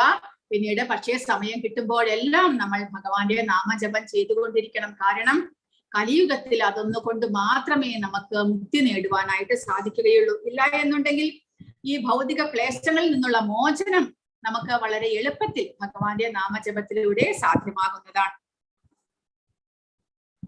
15ാമത്തെ ശ്ലോകം. കർമ്മ ബ്രഹ്മോദ്ഭവം വിദ്ധി ബ്രഹ്മാക്ഷര സമുദ്ഭവം തസ്മാ സർവഗതം ബ്രഹ്മ നിത്യം യജ്ഞേ പ്രതിഷ്ഠിതം. വേദങ്ങളിൽ നിയന്ത്രിത കർമ്മവിധികൾ വിവരിച്ചിട്ടുണ്ട്. പരമദിവ്യോത്തമ പുരുഷനിൽ നിന്ന് നേരിട്ട് ഉത്ഭവിച്ചതാണ് വേദങ്ങൾ. അതിനാൽ സർവവ്യാപകമായ അതീന്ദ്രിയ സത്ത യജ്ഞകർമ്മങ്ങളിലാണ് എന്നെന്നും കുടികൊള്ളുന്നത്. ഏവം പ്രവർത്തിതം ചക്രം നാനുവർത്തയതീഹയഃ അഖായൂരിന്ദ്രിയ രാമോ മോഹം പാർത്ഥ സജീവതി. അപ്പോൾ ഇവിടെ ഭഗവാൻ പറയുന്നു, വേദങ്ങളാൽ സ്ഥാപിക്കപ്പെട്ട യജ്ഞങ്ങൾ അനുഷ്ഠിക്കാതെ ജീവിക്കുന്നവൻ പാപം നിറഞ്ഞ ജീവിതമാണ് നയിക്കുന്നത്. കാരണം ആ കർമ്മഫലത്തെ അനുഭവിക്കേണ്ടതായിട്ട് വരുന്നു. യജ്ഞങ്ങൾ അനുഷ്ഠിച്ച് ഭഗവാനെ പ്രീതിപ്പെടുത്തിയില്ല എന്നുണ്ടെങ്കിൽ കർമ്മഫലം അനുഭവിക്കേണ്ടി വരും. അപ്പോൾ ആ പാപകർമ്മഫലങ്ങൾ അനുഭവിക്കാനായിട്ട് വീണ്ടും വീണ്ടും ജനിക്കേണ്ടി വരും. ഇന്ദ്രിയ സന്ദർപ്പണത്തിന് വേണ്ടി മാത്രം ആഗ്രഹിക്കുന്ന അവന്റെ ജീവിതം ഫലമില്ലാത്തതാണ്. അയാൾക്ക് ഒരിക്കലും ഉന്നതി വരികയില്ല എന്ന് പറയുന്നു. ആത്മജ്ഞാനത്തിലേക്ക് ഉയരുവാനായിട്ട് അങ്ങനെയുള്ള വ്യക്തിക്ക് സാധ്യമാകുകയില്ല. യസ്ത്വാത്മരതിരേവസ്യാദാത്മതൃപ്തശ്ച മാനവഃ ആത്മന്യേവ ച സന്തുഷ്ടസ്തസ്യ കാര്യം ന വിദ്യതേ. മനുഷ്യ ജീവിതം ആത്മസാക്ഷാത്കാരത്തിന് വേണ്ടി ഒഴിഞ്ഞു വെക്കുകയും ആത്മാരാമനായി വർത്തിക്കുകയും ആത്മാവിൽ പൂർണ്ണ തൃപ്തനായിരിക്കുകയും ചെയ്യുന്നവന് കർത്തവ്യങ്ങളൊന്നുമില്ല. പക്ഷേ ഒരാൾ നിഷ്കാമനായിട്ട് കർമ്മം ചെയ്തുകൊണ്ട് തന്റെ കർമ്മഫലങ്ങളെ ഇല്ലാതാക്കിക്കൊണ്ട് ആത്മാവിനെ ആ ഒരു പരിശുദ്ധിയിലേക്ക് നയിക്കുകയും ആത്മജ്ഞാനം ലഭിക്കുവാനായിട്ട് പ്രവർത്തിക്കുകയും ചെയ്യുകയാണെങ്കിൽ, അങ്ങനെ ആത്മജ്ഞാനം ലഭിച്ചു കഴിഞ്ഞാൽ ആത്മാരാമനായിട്ട് സ്വയം സംതൃപ്തയോടുകൂടി ജീവിക്കുകയാണെങ്കിൽ അങ്ങനെയുള്ള വ്യക്തിക്ക് പിന്നെ കർത്തവ്യങ്ങൾ കർമ്മങ്ങൾ ചെയ്യാനൊന്നുമില്ല. കാരണം കർമ്മം ചെയ്യുന്നത് നമ്മൾ എന്തിനു വേണ്ടിയിട്ട് കർമ്മം ചെയ്യണം എന്നാണ് ഭഗവാൻ പറഞ്ഞിരിക്കുന്നത്. കർമ്മം ചെയ്ത് സ്വയം ശുദ്ധീകരിക്കണം, പരിശുദ്ധരാകണം. നിഷ്കാമനായിട്ട് കർമ്മം ചെയ്ത് നമ്മുടെ കർമ്മഫലത്തെ ഇല്ലാതാക്കിക്കൊണ്ട് പരിശുദ്ധരാകണം. പരിശുദ്ധരായി കഴിഞ്ഞാൽ ജീവാത്മാവിന് തന്റെ സ്വന്തം മൂലസ്വരൂപത്തെ മനസ്സിലാക്കുവാൻ സാധിച്ചു കഴിഞ്ഞാൽ പിന്നീട് അദ്ദേഹത്തിന് കർമ്മം ചെയ്യേണ്ടതായിട്ടില്ല. കാരണം അദ്ദേഹം സ്വയം പരിശുദ്ധനായി കഴിഞ്ഞു എന്ന്. നൈവതസ്യ ഹൃദയനാർത്ഥോ നാകൃതേ നേഹ കശ്ചന ന ചാസ്യ സർവഭൂതേഷു കശ്ചിദർത്ഥവ്യഭാശ്രയഃ. ആത്മസാക്ഷാത്കാരം ലഭിച്ചവന് തനിക്ക് വിധിക്കപ്പെട്ട കർത്തവ്യം നിറവേറ്റുന്നത് കൊണ്ട് നേടാനായിട്ടൊന്നുമില്ല. അത് ചെയ്യാതിരിക്കാൻ ഒരു കാരണവുമില്ല. അവന് മറ്റൊരു ജീവിയെയും ആശ്രയിക്കേണ്ടതുമില്ല. കാരണം സ്വയം ദേഹബോധത്തിൽ നിന്ന് ഉയർന്ന് താൻ ഭഗവാന്റെ അംശമായ ജീവാത്മാവാണ് എന്നുള്ള ആ ഒരു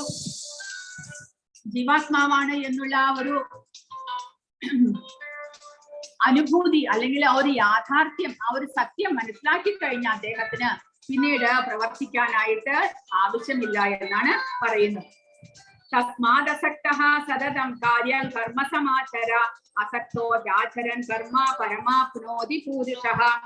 അതുകൊണ്ട് കർമ്മഫലകാംക്ഷ കൂടാതെ കടമ എന്ന നിലയ്ക്ക് കർത്തവ്യം നിറവേറ്റുക. നിഷ്കാമ പ്രവർത്തനം ഭക്തനെ പരമപദത്തിൽ എത്തിക്കുന്നു. അതുകൊണ്ട് കർമ്മഫലത്തിൽ ആസക്തിയില്ലാതെ നമ്മുടെ കടമ അല്ലെങ്കിൽ കർത്തവ്യം എന്ന നിലയ്ക്ക് നമ്മുടെ കർമ്മങ്ങൾ ചെയ്യണം. ഭഗവാൻ നമുക്ക് വേണ്ടി ഉപദേശിക്കുന്നതാണ്. അർജുനന് മാത്രമല്ല, നമ്മൾ ഓരോരുത്തരോടും ഭഗവാൻ ഉപദേശിക്കുന്നതാണ്.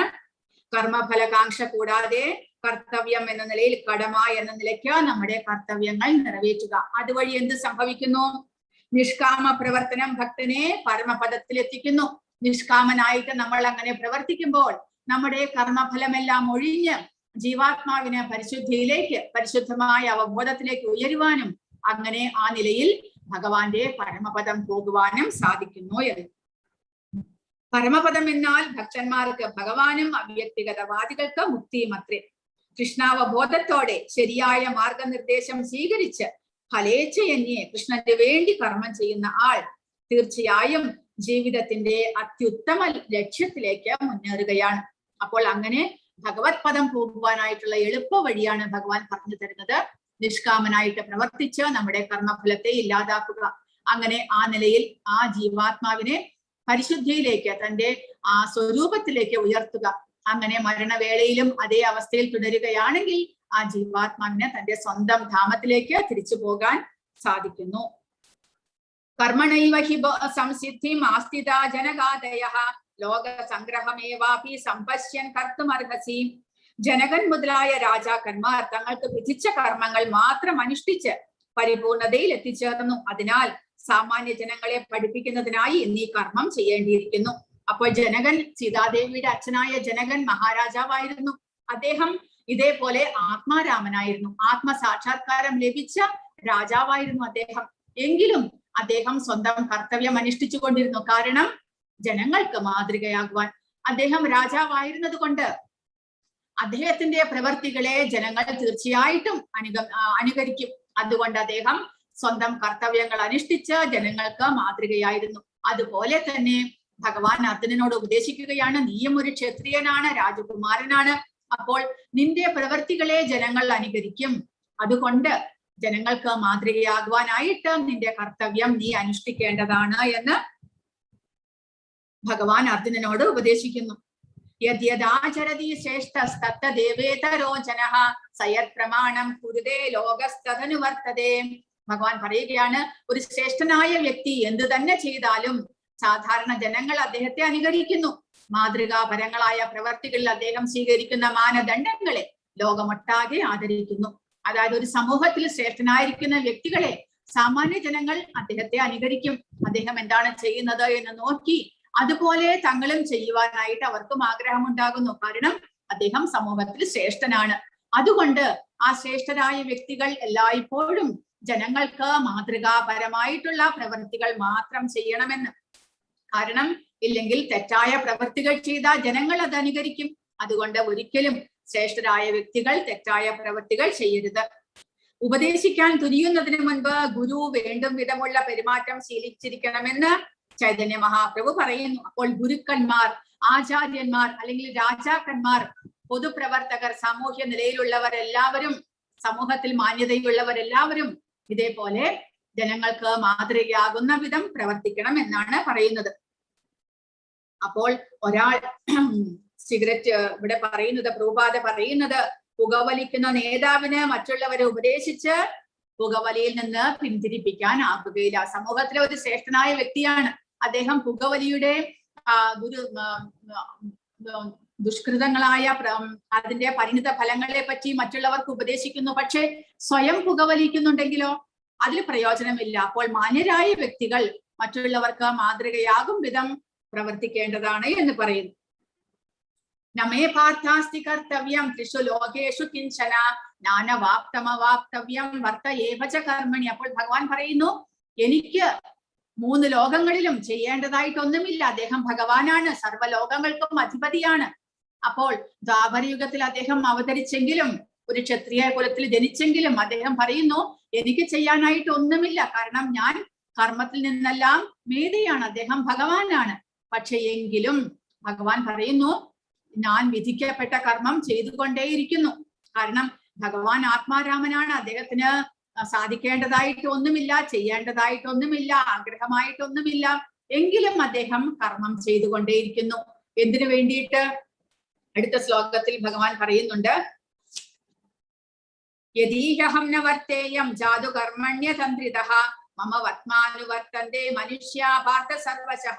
വിധിക്കപ്പെട്ട കർമ്മങ്ങൾ ഞാൻ ശ്രദ്ധയോടെ ചെയ്യാതിരുന്നു എങ്കിലും അല്ലയോ പാർത്ഥ, ജനങ്ങൾ എന്റെ മാർഗം പിന്തുടരുമായിരുന്നു. കാരണം ജനങ്ങൾ ആ ശ്രേഷ്ഠരെ പിന്തുടരുന്നത് കൊണ്ട് ഭഗവാൻ എന്താണ് ചെയ്യുന്നത് എന്ന് ജനങ്ങൾ നോക്കുന്നു. അതുകൊണ്ട് അദ്ദേഹം ആ ഒരു ക്ഷത്രിയനായിട്ട് ജനിച്ചത് കൊണ്ട് അദ്ദേഹം ആ ക്ഷത്രിയ കർമ്മങ്ങളെല്ലാം ചെയ്തു. തന്റെ മകനായിട്ട് അച്ഛനമ്മമാർക്ക് വേണ്ടിയിട്ടുള്ള അച്ഛനമ്മമാരെ ജയിലിൽ നിന്ന് അദ്ദേഹം മോചിപ്പിച്ചു, കംസന്റെ തടവറയിൽ നിന്ന്. അധർമ്മികളായ ക്ഷത്രിയരെ എല്ലാം അദ്ദേഹം നിഗ്രഹിച്ചു. കാരണം അദ്ദേഹം ക്ഷത്രിയനാണ്. ആ ക്ഷത്രിയ ധർമ്മം അദ്ദേഹം പാലിച്ചു. അതേപോലെ അർജുനന്റെ ആഗ്രഹപ്രകാരം അദ്ദേഹം ഒരു സാരഥിയായിട്ട് കുരുക്ഷേത്ര യുദ്ധക്കളത്തിലും വന്നു. അപ്പോൾ ഒരു മാന്യന്മാർ എന്തെല്ലാം ചെയ്യുന്നുവോ അതെല്ലാം ജനങ്ങൾ ഫോളോ ചെയ്യുന്നു എന്നുള്ളത് കൊണ്ട് മാത്രം അദ്ദേഹം തന്റെ കർത്തവ്യങ്ങൾ അനുഷ്ഠിച്ചു വന്നു എന്ന് പറയുന്നു. ഉച്ചിതേയൂരിമേ ലോകാന കുര്യാം കർമ്മ ചേതഹം സങ്കരസ്യ ച കർത്താസ്യാമുപഹന്യാമി മാ പ്രജാഹ. ഞാൻ കർത്തവ്യം നിർവഹിക്കാതിരുന്നാൽ ഈ ലോകങ്ങളെല്ലാം നാശമടയും. ഭഗവാനെ അനുകരിച്ചുകൊണ്ട് മറ്റുള്ളവരും അത് തന്നെ അനുകരിക്കും. അനാവശ്യമായ ജനപ്പെരുപ്പത്തിന് ഞാൻ കാരണമായി തീരും. അങ്ങനെ ജീവജാലങ്ങൾക്കെല്ലാം സമാധാനം നഷ്ടപ്പെടുകയും ചെയ്യും. അതുകൊണ്ട് ഭഗവാൻ തന്റെ ഓരോ തവണയും അവതരിക്കുമ്പോൾ, ശ്രീരാമന്റെ അവതാരകാലത്ത് നമുക്കറിയാം, അദ്ദേഹം അച്ഛന്റെ വാക്കനുസരിച്ച് ജനങ്ങൾക്ക് മാതൃകയാകുവാനായിട്ട് സ്വന്തം പിതാവിന്റെ വാക്കനുസരിച്ചുകൊണ്ട് അദ്ദേഹം 14 വർഷം വനവാസം നടത്തി. അവിടെ അധർമ്മികളായ അസുരന്മാരെ എല്ലാം അദ്ദേഹം നിഗ്രഹിച്ചു. ഒരു ക്ഷത്രിയ ധർമ്മം അദ്ദേഹം അനുസരിച്ചു. അതുപോലെ ഒരു മര്യാദ പുരുഷോത്തമനായിട്ട് ഇപ്പോഴും അദ്ദേഹത്തെ ജനങ്ങൾ വാഴ്ത്തുന്നു.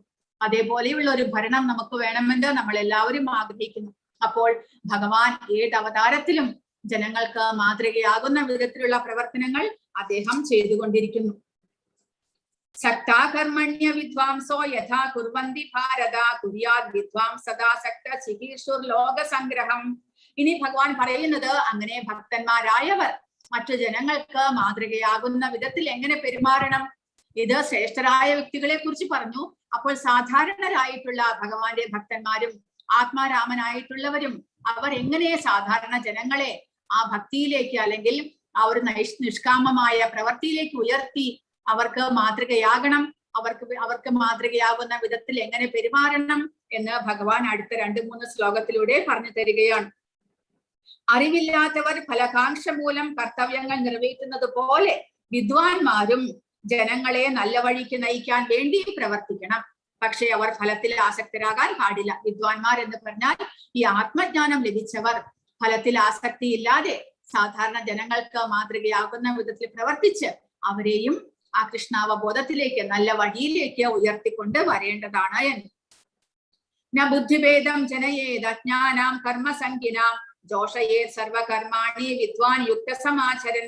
വിധിക്കപ്പെട്ട കർമ്മങ്ങളുടെ ഫലത്തിൽ ആസക്തിയുള്ള അജ്ഞരായ ആളുകളെ വിദ്വാൻമാർ കർമ്മം ചെയ്യുന്നതിൽ നിന്നും വിലക്കരുത്. കാരണം ആ കാമ്യകർമ്മങ്ങൾ അല്ലെങ്കിൽ കർമ്മം ചെയ്ത് അതിന്റെ ഫലം അനുഭവിക്കാൻ ആഗ്രഹിക്കുന്നവരാണ് ബഹുഭൂരിപക്ഷം ജനങ്ങളും. അവർക്ക് ആ കർമ്മത്തിന്റെ ഫലത്തിൽ ആസക്തിയുണ്ട്. ശാരീരിക സുഖഭോഗങ്ങൾ അനുഭവിക്കാൻ ആഗ്രഹമുള്ളവരാണ് ഏറിയ ജനങ്ങളും.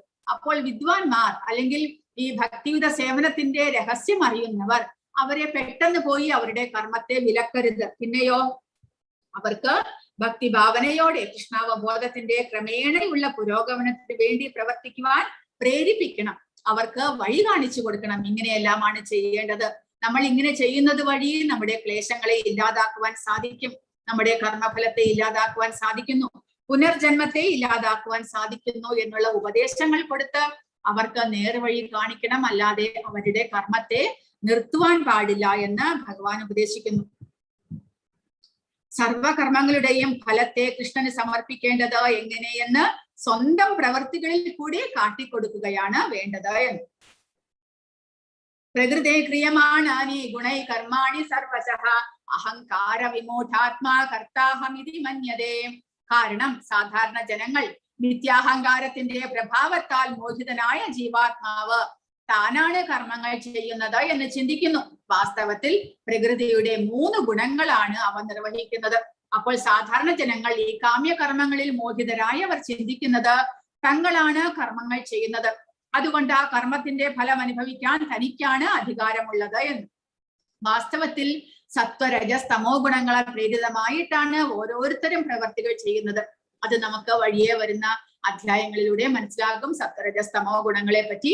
അപ്പോൾ ഭഗവാൻ ഇവിടെ പറയുന്നത് പ്രകൃതിയുടെ ആ 3 ഗുണങ്ങൾ നമ്മളെ വ്യാമോഹത്തിൽപ്പെടുത്തി നമ്മളെ നിർബന്ധപൂർവം പ്രവർത്തികൾ ചെയ്യിക്കുകയാണ്. അപ്പോൾ പക്ഷേ സാധാരണ ജനങ്ങൾ മിഥ്യാഹങ്കാരത്താൽ താനാണ് കർമ്മങ്ങൾ ചെയ്യുന്നത്, അതുകൊണ്ട് ആ കർമ്മത്തിന്റെ ഫലമെല്ലാം അനുഭവിക്കാനുള്ള അവകാശവും തനിക്കാണ് എന്നുള്ള അജ്ഞാനത്തിൽ അവർ പ്രവർത്തിക്കുന്നു. അങ്ങനെ അവർ കർമ്മഫലത്തിൽ ബദ്ധരാകുന്നു. തത്വവിത്തു മഹാബാഹോ ഗുണകർമ്മ വിഭാഗയോഹോ ഗുണാഗുണേഷു വർത്തന്ത ഇതി മത്വാ ന സജ്ജതേ. പരമസത്യം ഗ്രഹിച്ച ഒരാൾ ഭക്തിഭരിതമായ പ്രവൃത്തിയും ഫലകാംക്ഷയോടെ ചെയ്യുന്ന കർമ്മവും തമ്മിലുള്ള വ്യത്യാസം നന്നായി അറിയുന്നു. പക്ഷേ സാധാരണ ജനങ്ങൾക്ക് അതിന്റെ വ്യത്യാസം അറിയില്ല. പക്ഷേ ആ പരമസത്യത്തെ മനസ്സിലാക്കിയ ആത്മജ്ഞാനിയായ ഒരാൾക്ക് സാധാരണ കർമ്മങ്ങൾ ചെയ്യുകയാണെങ്കിൽ ഭക്തിഭരിതമായ പ്രവൃത്തി മൂലം തനിക്ക് കർമ്മഫലത്തെ ഇല്ലാതാക്കുവാൻ സാധിക്കുന്നു. പക്ഷേ ഫലേച്ഛയോടുകൂടി കാമ്യകർമ്മങ്ങൾ ചെയ്യുകയാണെങ്കിൽ അതിന്റെ ഫലം താൻ അനുഭവിക്കേണ്ടി വരും എന്നുള്ള ആ രണ്ട് കർമ്മത്തിന്റെയും വ്യത്യാസം അദ്ദേഹത്തിന് നന്നായി അറിയാം. അതുകൊണ്ട് അയാളുടെ മനസ്സ് ഇന്ദ്രിയങ്ങളിലോ അവയ്ക്ക് വേണ്ടുന്ന ഭോഗങ്ങളിലോ വ്യാപരിക്കുന്നില്ല. അപ്പോൾ ഇന്ദ്രിയങ്ങളാണ്, കഴിഞ്ഞ അധ്യായത്തിൽ നമ്മൾ പഠിച്ചു, ഇന്ദ്രിയങ്ങളാണ് ധ്യായതേ വിഷയാൻ പുംസഹ സംഘസ്തേഷൂപജായതേ. ഇന്ദ്രിയങ്ങൾക്കാണ് ഇന്ദ്രിയ വിഷയങ്ങളിൽ ആസക്തി വന്നിട്ട് പിന്നീട് അത് അനുഭവിക്കണം എന്നുള്ള മോഹം ഉണ്ടാകുന്നത്. അപ്പോൾ ഇന്ദ്രിയങ്ങളെയും മനസ്സിനെയും നിയന്ത്രിച്ച വ്യക്തിയായിരിക്കും ആത്മജ്ഞാനത്തിലേക്ക് ഉയർന്ന വ്യക്തി. പ്രകൃതിർ ഗുണസമ്മൂഢ സജ്ജന്തേ ഗുണകർമ്മസു താന കൃഷ്ണവിദോ മന്ദാൻ കൃഷ്ണവിന്ന വിചാലയേത്. പ്രകൃതിയുടെ ത്രിഗുണങ്ങളാൽ മോഹിതരായി അജ്ഞാനികൾ ഭൗതിക കർമ്മങ്ങളിൽ വ്യാപൃതരാകുന്നു. തന്മൂലം അവയിൽ ആസക്തരാവുകയും ചെയ്യുന്നു. അറിവില്ലായ്മ കൊണ്ട് അധമമായ പ്രവൃത്തികളിൽ ഏർപ്പെട്ടിരിക്കുന്ന അവരെ അഭിജ്ഞന്മാർ വിക്ഷുബ്ധരാക്കരുത്. അപ്പോൾ അറിവില്ലായ്മ കൊണ്ട്, അജ്ഞാനം കൊണ്ടാണ് സാധാരണ ജനങ്ങൾ ഈ 3 ഗുണങ്ങളാൽ പ്രേരിതമായിട്ട് വ്യാമോഹിതരായിട്ട് ഭൗതികമായ വിഷയങ്ങളിൽ ആസക്തരായിക്കൊണ്ട് പ്രവർത്തികൾ ചെയ്യുന്നത്, ശാരീരിക സുഖഭോഗത്തിന് വേണ്ടിയിട്ടുള്ള പ്രവർത്തികൾ ചെയ്യുന്നത്. അങ്ങനെ അവർ കർമ്മഫലത്തിൽ ബദ്ധരാകുന്നു. പിന്നീട് ആ കർമ്മഫലം അനുഭവിക്കാൻ പുനർജന്മം പല ജന്മങ്ങളായിട്ട് എടുക്കേണ്ടിയും വരുന്നു. പക്ഷെ അറിവുള്ളവർ അവരെ പെട്ടെന്ന് പോയിട്ട് അവരുടെ കർമ്മങ്ങൾക്ക് തടസ്സപ്പെടുത്തുകയോ മറ്റോ ചെയ്യരുത്. അവർക്ക് നല്ല വഴി കാണിച്ചു കൊടുത്ത് അവർക്ക് ആ ഉന്നതമായ വഴിയിലേക്ക് അവരെ കൊണ്ടുവരാനായിട്ട് പരിശ്രമിക്കുകയാണ് വേണ്ടത് എന്ന് ഭഗവാൻ ഉപദേശിക്കുന്നു. മയി സർവാണി കർമാണി സംന്യസ്യാധ്യാത്മചേതസ നിരാശീർ നിർമ്മമോ ഭൂത്വാ യുദ്ധസ്വ വിഗതജ്വരഃ. അപ്പോൾ എങ്ങനെയാണ് നമ്മൾ കർമ്മം ചെയ്യേണ്ടത്? ഭഗവാൻ ഇവിടെ പറയുകയാണ്, നിന്റെ കർമ്മങ്ങളെല്ലാം എനിക്കായി അർപ്പിച്ചുകൊണ്ട് എന്നെ കുറിച്ചുള്ള പൂർണ്ണ ജ്ഞാനത്തോടെ ലാഭേച്ഛയോ ഉടമസ്ഥാവകാശ ബോധമോ അലസതയോ കൂടാതെ യുദ്ധം ചെയ്യൂ. അപ്പോൾ അർജുനനോട് യുദ്ധം ചെയ്യൂ എന്ന് പറഞ്ഞാലും നമ്മളോട് എങ്ങനെ നമ്മൾ കർത്തവ്യങ്ങൾ അനുഷ്ഠിക്കണം എന്നിവിടെ ഭഗവാൻ ഉപദേശിക്കുകയാണ്. എല്ലാ കർമ്മങ്ങളും ഭഗവാൻ അർപ്പിച്ചുകൊണ്ട് ഭഗവാന്റെ പ്രീതിക്കായിക്കൊണ്ട് നമ്മൾ ചെയ്യുക. പിന്നെയോ അങ്ങനെ കർമ്മം ചെയ്യുമ്പോൾ ഭഗവാനെ കുറിച്ചുള്ള പൂർണ്ണ ജ്ഞാനം വേണം. കാരണം ഭഗവാനാണ് എല്ലാ കർമ്മത്തിന്റെയും അധികാരി, അവകാശി എന്നുള്ള പൂർണ്ണ ജ്ഞാനത്തോടുകൂടി എല്ലാം ഈ ഭൗതിക പ്രപഞ്ചം മുഴുവനും ഭഗവാന്റെ സ്വത്താണ്, അദ്ദേഹമാണ് അതിന്റെ നിയന്താവാണ് എന്ന് മനസ്സിലാക്കിക്കൊണ്ട് ഭോക്താരം യജ്ഞതപസാം സർവലോക മഹേശ്വരം. ഭോക്താരം യജ്ഞതപസാം, എല്ലാ യജ്ഞങ്ങളുടെയും തപസിന്റെയും ഭോക്താവ്, അതിന്റെ ഉപഭോക്താവ്, അതിന്റെ എൻജോയർ ഭഗവാനാണ് എന്ന് മനസ്സിലാക്കി സർവലോക മഹേശ്വരം, എല്ലാ ലോകത്തിന്റെയും അധിപൻ ഭഗവാനാണ് എന്ന് മനസ്സിലാക്കിക്കൊണ്ട് ലാഭേച്ഛയോ ഉടമസ്ഥാവകാശ ബോധമോ, കർമ്മം ചെയ്യുന്നത് താനാണ് എന്നുള്ള ആ ഒരു കർത്തൃത്വം ഇല്ലാതെ ഇതെല്ലാം ഭൗതിക പ്രപഞ്ചത്തിൽ തൻ്റെതായിട്ടുള്ളതാണ്, തനിക്കാണ് ഇതിന്റെ എല്ലാം അവകാശം എന്നുള്ള ഉടമസ്ഥാവകാശ ബോധം. പക്ഷേ നമ്മൾ വിചാരിക്കണം, ഈശാവാസ്യം ഇതം സർവം എന്ന് പറഞ്ഞിരിക്കുന്നു ഈശോപനിഷത്ത്. അതായത് ഈ പ്രപഞ്ചം മുഴുവൻ ഭഗവാന്റേതാണ് എന്ന്. നമുക്ക് കുറച്ചു നാളത്തേക്ക്, നമ്മൾ ഇവിടെ ജനിച്ചു വരുമ്പോൾ നമുക്ക് കുറച്ചു നാളത്തേക്ക് ഉപയോഗിക്കുവാൻ വേണ്ടിയിട്ട് ഭഗവാൻ തന്നിരിക്കുന്നതാണ് ഇതെല്ലാം. നമ്മൾ വരുന്നതിന് മുൻപ് ഇതെല്ലാം ഉണ്ടായിരുന്നു. നമ്മൾ പോയി കഴിഞ്ഞാലും ഇതെല്ലാം ഇവിടെ തന്നെ ഉണ്ടാകും. നമുക്ക് ഒരുമിച്ച് കൊണ്ടുപോകാൻ സാധ്യമല്ല.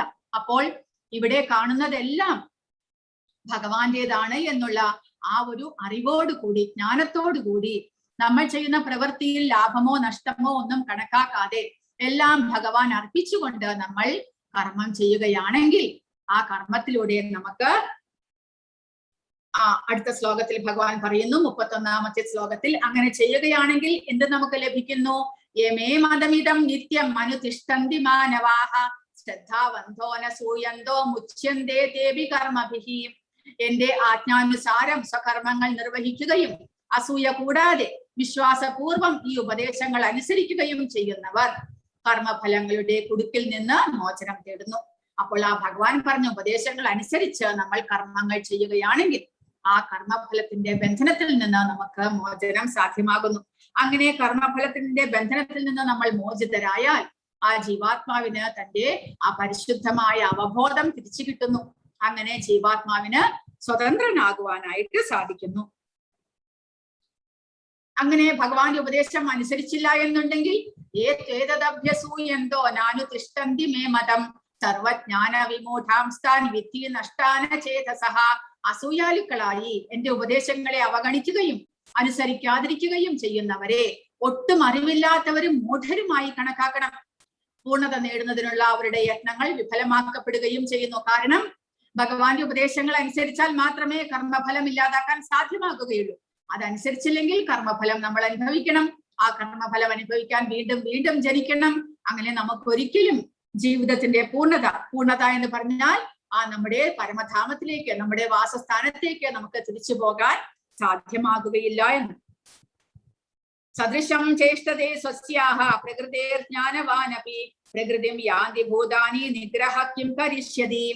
തന്റെ പ്രകൃതിക്ക് അനുയോജ്യമായി തന്നെയാണ് ജ്ഞാനിയും പ്രവർത്തിക്കുന്നത്. ത്രിഗുണങ്ങളിൽ നിന്ന് ആർജിച്ച സ്വഭാവത്തിനനുസരിച്ച് എല്ലാവരും പ്രവർത്തിക്കുന്നു. നിഗ്രഹം കൊണ്ട് എന്ത് പ്രയോജനം? അതായത് ഇന്ദ്രിയങ്ങളെ നമ്മൾ നിഗ്രഹിച്ചു, ബലമായിട്ട് നമ്മൾ ഇന്ദ്രിയങ്ങളെ നിയന്ത്രിക്കുകയാണെങ്കിൽ അത് സാധ്യമാകുകയില്ല. എല്ലാവരും ത്രിഗുണങ്ങളുടെ വ്യാമോഹത്തിൽപ്പെട്ടാണ് പ്രവർത്തിക്കുന്നത്. അപ്പോൾ ഭഗവത് അർപ്പിതമായിട്ട് കർമ്മങ്ങൾ ചെയ്യാതെ നമുക്ക് ഒരിക്കലും ഇന്ദ്രിയങ്ങളെ നിയന്ത്രിക്കുവാൻ സാധ്യമല്ല എന്ന് പറയുന്നു. ഇന്ദ്രിയസ്യേന്ദ്രിയസ്യാർത്ഥേ രാഗദ്വേഷോ വ്യവസ്ഥിതൗ തയോർനവശമാഗച്ഛേദൗഹസ്യ പരിപന്ഥിനൗ. ഇന്ദ്രിയ സംബന്ധികളായ വിഷയങ്ങളോടുള്ള ആസക്തിയും വിരക്തിയും, അതാണ് രാഗദ്വേഷം എന്ന് പറയുന്നത്. അതായത് ഭൗതിക വിഷയങ്ങളോട് ആസക്തി, പിന്നെ ചിലപ്പോൾ നമുക്ക് ഭൗതിക വിഷയങ്ങൾ ചിലതിനോട് വിരക്തി ഉണ്ടാകും, അതിനോട് വെറുപ്പുണ്ടാകും. അതാണ് നമ്മളെ ജീവിതത്തിൽ ബന്ധനസ്ഥനാക്കുന്നത്. ചിലത് സമ്പാദിക്കാനുള്ള മോഹം, ചിലതിനെ ഉപേക്ഷിക്കാനുള്ള ആവശ്യം, അത് രണ്ടുമാണ് നമ്മളെ ബന്ധത്തിനാക്കുന്നത്. ആ രാഗദ്വേഷങ്ങളെ നമ്മൾ ഇല്ലാതാക്കണം. അതിനെ എല്ലാത്തിനോടും സമഭാവനയോട് കൂടി എന്തൊക്കെ നമ്മൾ അനുഭവിക്കാനുണ്ടെങ്കിലും അത് ശാരീരികമാണ് എന്ന് മനസ്സിലാക്കിക്കൊണ്ട്, സന്തോഷമായാലും ദുഃഖമായാലും നമ്മൾ അത് ശാരീരികമാണ് എന്ന് മനസ്സിലാക്കിക്കൊണ്ട് സമഭാവനയോടുകൂടിയുള്ള വർത്തനമാണ് ആവശ്യം. അല്ല എന്നുണ്ടെങ്കിൽ നമ്മൾ അതിൽ ബന്ധനത്തിലാക്കപ്പെടുന്നു എന്ന്. അതിനെ ആ ഇന്ദ്രിയങ്ങളെ നിയന്ത്രിക്കുന്നതിന് ചില തത്വങ്ങളുണ്ട്. ഒരാൾ ഈ ആസക്തി വിരക്തികളുടെ അധീനതയിലാകുവാൻ പാടില്ല. എന്തുകൊണ്ടെന്നാൽ ആത്മസാക്ഷാത്കാരത്തിന്റെ പാതയിലെ വിലങ്ങുതടികളാണവ. അപ്പോൾ ശാരീരികമായ സുഖങ്ങൾ, ദുഃഖങ്ങൾ, മാനാപമാനങ്ങൾ, ചൂട്, തണുപ്പ് മുതലായവയിൽ നമ്മൾ മുഴുകുമ്പോൾ, ശരീരത്തിന്റെ സുഖത്തിൽ നമ്മൾ മുഴുകുമ്പോൾ അത് നമ്മളെ ആത്മസാക്ഷാത്കാരത്തിന്റെ പാതയിലേക്ക് നമ്മളെ ഉയർത്തുവാൻ നമ്മൾക്ക് തടസ്സമാകുന്നു. അതുകൊണ്ട് അതിനെയെല്ലാം നമ്മൾ അതിൽ നിന്നെല്ലാം പിന്മാറണം എന്ന് പറയുന്ന ശരീര സുഖത്തിനെ കുറിച്ച് ആലോചിക്കാതെ ആത്മാവിന്റെ മുക്തിക്ക് വേണ്ടിയിട്ടുള്ള പ്രവർത്തനമാണ് നമ്മൾ ചെയ്യേണ്ടത് എന്ന്. ശ്രേയാൻ സ്വധർമ്മോ വിഗുണഃ പരധർമാസനുഷ്ഠിതാത് സ്വധർമ്മേ നിധനം ശ്രേയഃ പരധർമ്മോ ഭയാവഹഃ. തെറ്റോടു കൂടിയാണെങ്കിൽ പോലും തനിക്ക് വിധിക്കപ്പെട്ടിട്ടുള്ള ചുമതലകൾ നിറവേറ്റുകയാണ് അന്യരുടെ കർത്തവ്യങ്ങൾ ഭംഗിയായി നിർവഹിക്കുന്നതിനേക്കാൾ നല്ലത്. സ്വകൃത്യ നിർവഹണത്തിൽ നാശം സംഭവിക്കുന്നതും മറ്റുള്ളവരുടെ കർമ്മം ചെയ്യുന്നതിനേക്കാൾ ശ്രേയസ്കരം തന്നെ. അന്യരുടെ വഴി സ്വീകരിക്കുന്നത് ആപത്കരമാണ്. അപ്പോൾ ഓരോരുത്തർക്കും ലഭിച്ചിട്ടുള്ള കർത്തവ്യങ്ങൾ അവരവർ ചെയ്യുക. അല്ലാതെ തന്റെ കർത്തവ്യം വളരെ കഷ്ടമാണ് എന്ന് പറഞ്ഞ് മറ്റുള്ളവരുടെ കർത്തവ്യം നമ്മൾ സ്വീകരിക്കുന്നത് പാപമാണ് എന്ന് പറയുന്നു. അത് നമ്മളെ കൂടുതൽ ബന്ധനത്തിലാക്കുന്നു. നമ്മൾക്ക് ലഭിച്ചിട്ടുള്ള കർത്തവ്യം ആണ് നമ്മൾ അനുഷ്ഠിക്കേണ്ടത് എന്ന്. അതുവഴി മാത്രമേ ഹൃദയശുദ്ധീകരണം ലഭിക്കുകയുള്ളൂ. അർജുന ഉവാച അഥകേന പ്രയുക്തോയം പാപം ചരതി പൂരുഷഃ അനിച്ഛന്നപി വാഷ്ണേയ ബലാദിവ നിയോജിതഃ.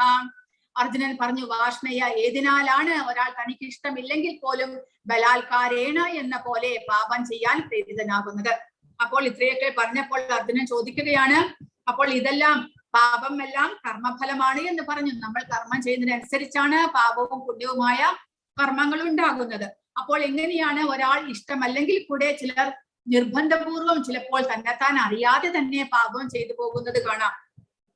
അത് എങ്ങനെയാണ് ഉണ്ടാകുന്നത് എന്ന് ചോദിക്കുകയാണ്. പാപം ചെയ്യാൻ ഇച്ഛിക്കുന്നില്ലെങ്കിലും ചിലപ്പോൾ അത് ചെയ്യേണ്ടതായി വരുന്നു. എങ്കിലും അന്തര്യാമിയായ പരമാത്മാവിനാൽ പ്രചോദിതങ്ങളല്ല ആ ദുഷ്കർമ്മങ്ങൾ. പരമാത്മാവ് നമ്മുടെ ഹൃദയത്തിലുണ്ട്. അദ്ദേഹത്തിന്റെ അനുവാദത്തോടെ കൂടിയല്ല നമ്മൾ അതെല്ലാം ചെയ്യുന്നത്. പിന്നെയോ ഭഗവാൻ പറഞ്ഞു തരുന്നു, ശ്രീ ഭഗവാൻ ഉവാച കാമയേഷ ക്രോധയേഷ രജോ ഗുണസമുദ്ഭവഃ മഹാശനോ മഹാപാപ്മാ വിദ്യേനമിഹ വൈരിണം.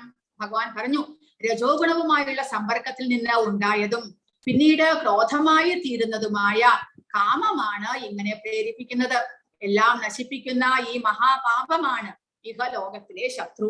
അപ്പോൾ കാമം എന്ന് പറഞ്ഞാൽ അതിയായ ആസക്തി ഭൗതികമായ വിഷയങ്ങളിൽ, ഭൗതികമായ വസ്തുക്കളിൽ, ശാരീരികമായ സുഖഭോഗങ്ങളിൽ അതിയായ ആസക്തി, അതിനെയാണ് കാമം എന്ന് പറയുന്നത്. ആ കാമം രജോ ഗുണവുമായുള്ള സമ്പർക്കത്തിൽ, രജോ ഗുണ 13-14 അധ്യായത്തിൽ പറയുന്നുണ്ട്, രജോ ഗുണ സ്വഭാവമുള്ള ഒരാൾ ഇതേപോലെ ശാരീരിക സുഖഭോഗത്തിന് വേണ്ടിയിട്ട് അതിയായി പ്രവർത്തിക്കുന്നു. അങ്ങനെ ധനം സമ്പാദിച്ച് ശരീര സുഖഭോഗങ്ങൾ അനുഭവിക്കാനായിട്ട് ആഗ്രഹിക്കുന്നു. അങ്ങനെ ആ ആസക്തി വളർന്നു വരുമ്പോൾ ആസക്തി നമുക്ക് നിറവേറ്റുവാൻ സാധിച്ചില്ല എന്നുണ്ടെങ്കിൽ അത് ക്രോധമായിട്ട് തീരുന്നു. അതാണ് കഴിഞ്ഞ അധ്യായത്തിലും ഭഗവാൻ പറഞ്ഞു, ധ്യായതേ വിഷയാൻ പുംസഹ സംഗസ്തേഷു ഉപജായതേ സംഗാത് സഞ്ജായതേ കാമഃ കാമാത് ക്രോധോഭിജായതേ. അപ്പോൾ ഇത് നമ്മളെ നശിപ്പിക്കുന്നതാണ് എന്ന് ഭഗവാൻ ഇവിടെ പറയുന്നു. എല്ലാം നശിപ്പിക്കുന്ന ഈ മഹാപാപമാണ് ഇഹലോകത്തിലെ ശത്രു എന്നാണ് ഭഗവാൻ പറയുന്നത്. നമ്മളെ അങ്ങനെ ആ കാമം നമ്മളെ ഇവിടെ അധപ്പതനത്തിലേക്ക് നയിക്കുന്നു. ധൂമേനം പ്രിയതേ വന്യർയഥാ ദർശോമലേന ച യഥോൽഭേനാവൃതോ ഗർഭസ്തദാ തേനേതമാവൃതം. പുക തീയിനെ എന്ന പോലെയും പൊടി കണ്ണാടി എന്ന പോലെയും ഗർഭാശയം ഭ്രൂണത്തെ എന്ന പോലെയും ജീവാത്മാവിനെ വ്യത്യസ്തമായ അളവുകളിലുള്ള കാമം ആവരണം ചെയ്തിരിക്കുന്നു. അപ്പോൾ ജീവാത്മാവ് ദേഹബോധത്തിൽ പ്രവർത്തിക്കുമ്പോൾ അതിന് തന്റെ സ്വന്തം സ്വരൂപത്തെ മറന്നിരിക്കുന്നത് കൊണ്ട് ഈ കാമം, അതായത് ശാരീരികമായ സുഖഭോഗത്തിന് വേണ്ടിയിട്ടുള്ള ആ ആസക്തി പലതരത്തിൽ ആ ജീവാത്മാവിനെ ആവരണം ചെയ്യുന്നു അജ്ഞാനത്താൽ. അതുകൊണ്ട് ജീവാത്മാവ് ശരീരം സുഖിക്കുമ്പോൾ, ശരീരം സന്തോഷിക്കുമ്പോൾ താനാണ് ഇതെല്ലാം അനുഭവിക്കുന്നത് എന്നുള്ള ആ ഒരു മിഥ്യയായ ബോധത്തിൽ, ആ മലിനമാക്കപ്പെട്ട അവബോധത്തിൽ സ്ഥിതി ചെയ്യുന്നു. അതാണ് ജീവാത്മാവിനെ ബന്ധനത്തിലാക്കുന്നത്. അപ്പോൾ എങ്ങനെയാണ് പുക തീയിനെ എന്ന പോലെയും, അതായത് പുക മൂടിയിരിക്കുമ്പോൾ നമുക്ക് അതിനുള്ളിൽ കത്തുന്ന തീയിനെ നമുക്ക് കാണുവാൻ സാധ്യമല്ല. അതുപോലെ പൊടി കണ്ണാടി എന്ന പോലെയും, കണ്ണാടിയെ പൊടി മൂടിയിരിക്കുമ്പോൾ നമ്മുടെ മുഖം ആ കണ്ണാടിയിൽ തെളിഞ്ഞു കാണുവാൻ സാധ്യമല്ല. അതുപോലെ ഗർഭാശയം ഭ്രൂണത്തെ എന്ന പോലെയും, ആ ഭ്രൂണം ഗർഭാശയത്തിനുള്ളിൽ ബന്ധനത്തിലാണ്. അതുപോലെ അങ്ങനെ പലതരത്തിലുള്ള അളവ്, അതായത് ഇത് മൃഗങ്ങളിലും വൃക്ഷങ്ങളിലും മനുഷ്യരിലും കാണപ്പെടുന്ന പലതരത്തിലുള്ള അളവുകളിലുള്ള ആ ജീവാത്മാവിനെ മൂടിയിരിക്കുന്ന കാമത്തിന്റെ തോതാണ് ഇവിടെ പറയുന്നത്. അത് പ്രഭുപാദ വിശദീകരിച്ചിരിക്കുന്നത് നമുക്ക് വായിക്കാം. ജീവാത്മാവിന്റെ വിശുദ്ധമായ അവബോധത്തെ മൂടി വെക്കുന്നതിന് 3 തലത്തിലുള്ള ആവരണങ്ങളുണ്ട്. പുകതീനെ എന്ന പോലെയും പൊടി കണ്ണാടി എന്ന പോലെയും ഗർഭാശയം ഭ്രൂണത്തെ എന്ന പോലെയും മൂടുന്ന ഈ ആവരണം കാമമാണ്. ഇവ പലതരത്തിലും പ്രകടമാകുന്നു. അതിനെ പുകയോട് ഉപമിക്കുമ്പോൾ അതിലൂടെ ജീവസ്ഫുലിംഗത്തിന്റെ തീയ തെല്ലെന്ന് കാണാൻ കഴിയുന്നു. അതായത് ഒരു മനുഷ്യനെയാണ് പുക തീയിനെ മൂടിയിരിക്കുന്നത് എന്ന പോലെ ഉപമിച്ചിരിക്കുന്നത്. കാരണം മനുഷ്യനിൽ എത്രമാത്രം ഭൗതികമായ ആസക്തി ഉണ്ടെങ്കിലും ഒരു സത്സംഗത്തിലൂടെ ഭഗവാന്റെ ഭക്തന്റെ സത്സംഗം ലഭിച്ചു കഴിഞ്ഞാൽ ആ മനുഷ്യനിൽ പെട്ടെന്ന് തന്നെ ഭഗവാന്റെ ഭക്തിയിലേക്ക് ആകർഷിക്കുവാനായിട്ട് സാധിക്കുന്നു. അതായത് പുകയെ നമ്മൾ നീക്കിക്കഴിഞ്ഞാൽ, ഒരു കാറ്റ് വന്ന് ആ പുക മാറ്റിക്കഴിഞ്ഞാൽ തീയ ആളിക്കത്തും. അതുപോലെ അപ്പോൾ മനുഷ്യനിൽ ആ ജീവാത്മാവിന്റെ ആ കാമം എന്നുള്ള ആവരണം വളരെ തെല്ലൊന്ന് കുറച്ചു മാത്രമേ കാണുകയുള്ളൂ. കാരണം അതിന് പെട്ടെന്ന് തന്നെ ആ അവബോധത്തെ പരിശുദ്ധീകരിക്കുവാനുള്ള ശക്തിയുണ്ട്. അതായത് ഒരു സത്സംഗത്തിലൂടെ ആ മനുഷ്യന്റെ ആ ജീവാത്മാവിനെ ഉണർത്തുവാനായിട്ട് സാധിക്കും.